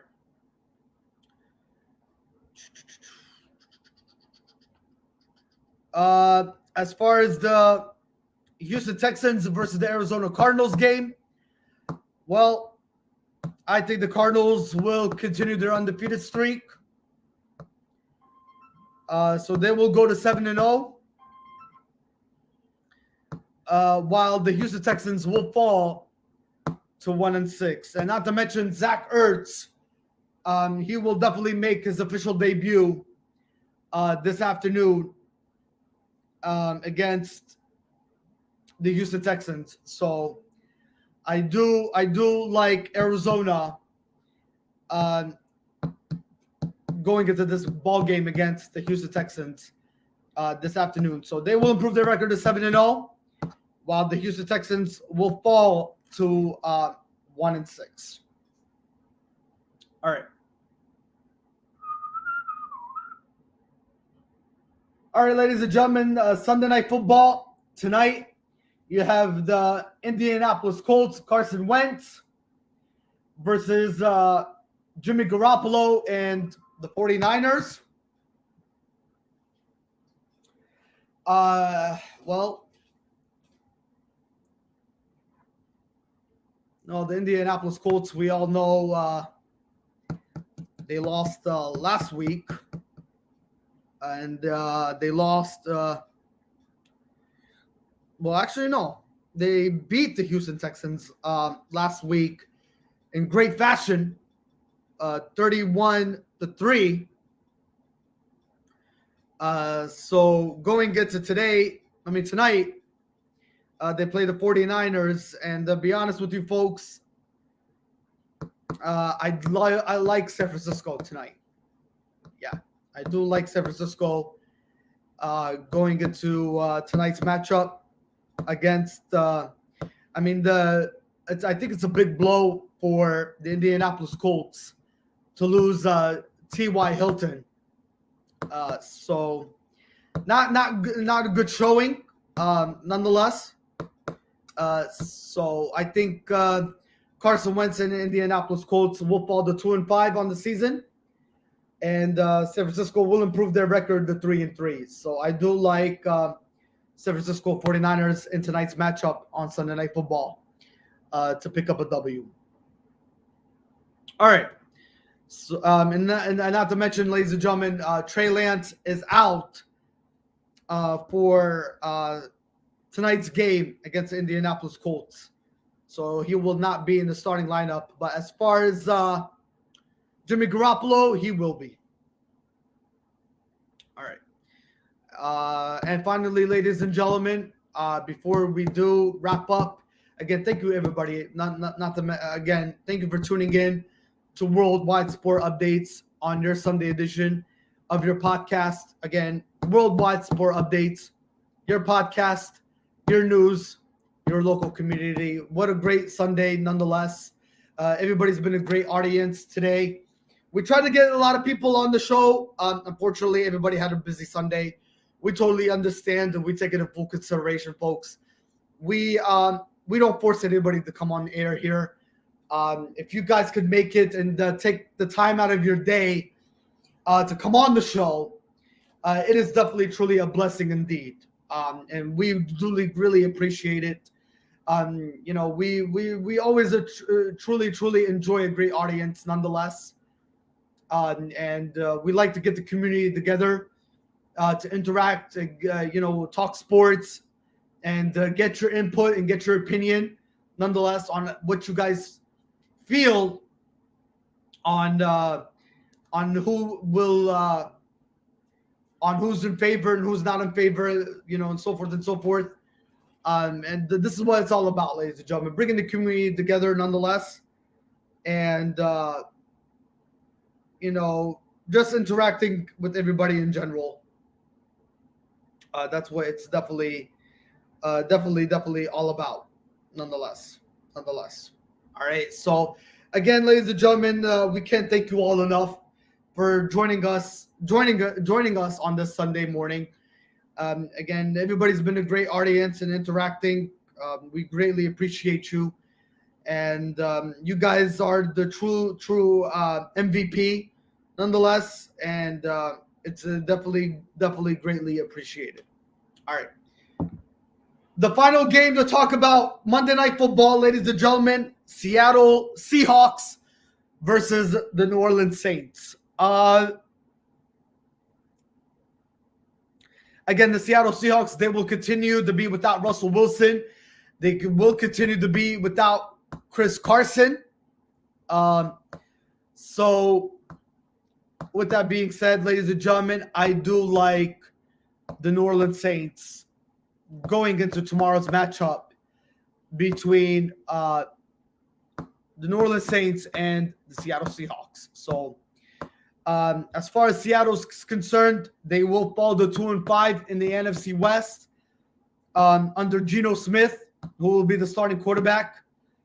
And as far as the New Orleans Saints are concerned, they will improve their record to 4-2. Good news coming from the Seahawks, though, is running back Alex Collins is ready to go, and he will be in the active lineup going into Monday Night Football. All right. As far as, again, Russell Wilson is out, ladies and gentlemen, and Chris Carson is also out, again, dealing with injuries, nonetheless. All right, so not good for the Seattle Seahawks. I mean, for the Saints, though, going up there to Seattle, it's definitely going to be a good momentum for them. It's hard to play up in Seattle, folks. It definitely is. It definitely, truly, it's definitely hard to play when you go up to Seattle Nation and you go up against the Seattle Seahawks. But New Orleans Saints definitely should sneak out a victory nonetheless, and they will improve their record to 4-2, while the Seattle Seahawks will fall to 2-5 on the season. All right, so I do like the New Orleans Saints. So, ladies and gentlemen, that's your Week 7 picks of the NFL. All right, so again, before we close out the show, what a great day. Thank you, guys. Thank you from the bottom of my heart to all the supporters, to all the viewers. I greatly appreciate it. You guys have been a great audience. If you did interact on your Sunday podcast, it is greatly appreciated. We can't thank you enough for taking the time out of your day to being a part of Worldwide Sport Updates. Again, your podcast uh, your local news, your local community, nonetheless. This is what Worldwide Sport Updates is all about, folks. Is bringing the community together and bringing the latest up to date on your sports that is happening across the world and across the nation, nonetheless. Again, we can't thank you enough. You guys are the true MVP. All right, it truly goes it doesn't go unnoticed. You guys just taking the time out of your day and joining us on your Sunday edition. Greatly appreciate it. Greatly appreciate it, nonetheless. We can't thank you enough. So we did recap week 8 of college football. All right. We did go over NBA games of what transpired on Saturday going into Sunday. And we also went over NHL games that happened on Saturday going into their Sunday. So we have NBA games going on today. We have NHL games going on today. And we also have NFL Sunday action going on today on Sunday, October 24, 2021. All right. And we also did a recap of the Major League Baseball playoffs, the National League Championship Series, Game 6 between the Atlanta Braves and the Los Angeles Dodgers.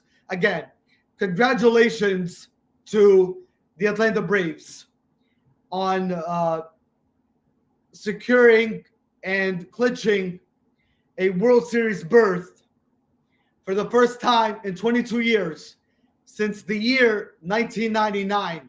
Wow, it's been that long. They're bringing back the year, they're bringing back the 1990s all over again, folks. It has been 22 years in the making, and the Atlanta Braves have clinched, and they are going back to the World Series for the first time since 1999. Again, congratulations to Eddie Rosario, your National League MVP, and also 14 hits in franchise Major League postseason history. Again, applause to Eddie Rosario, your National League championship MVP.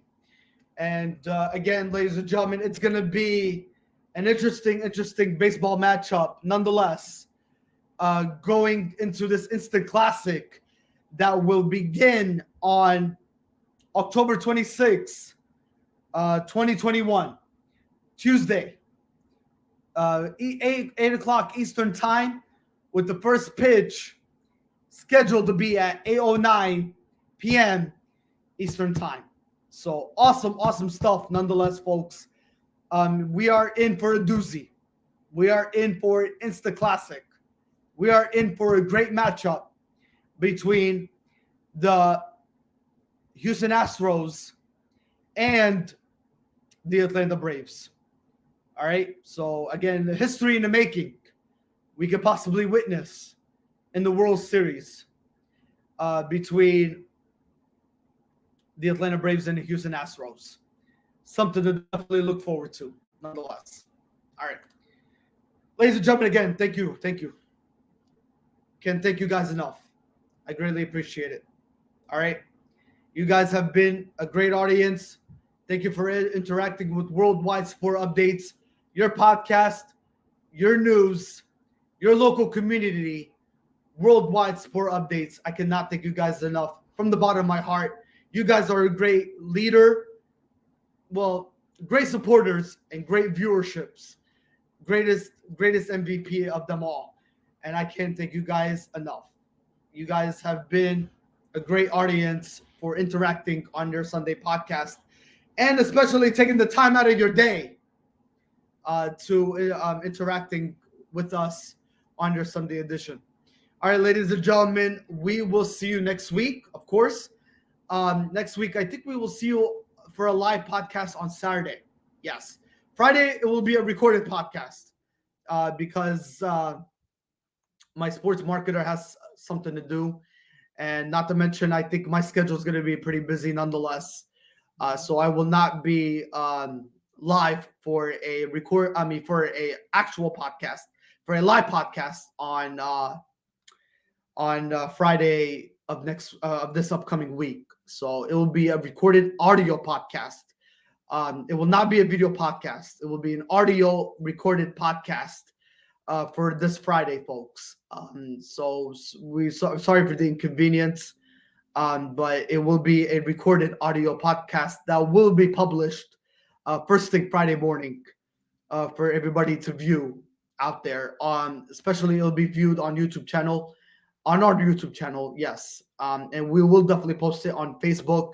We will post it on Twitter, and for anybody that missed it, nonetheless.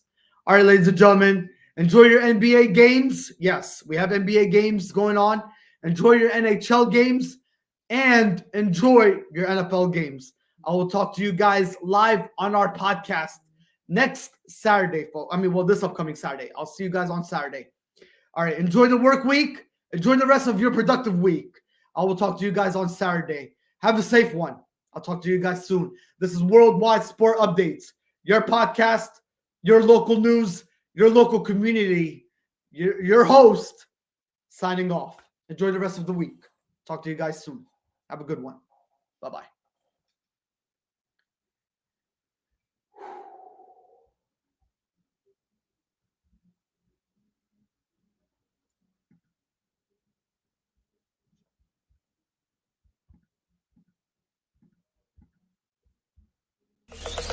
Zombie apocalypse.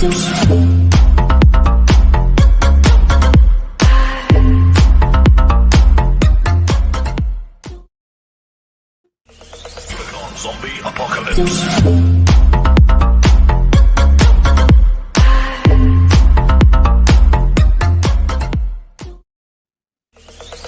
Zombie apocalypse.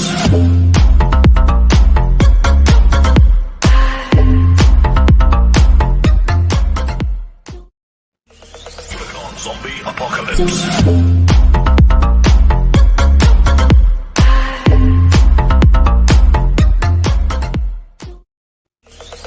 Zombie apocalypse.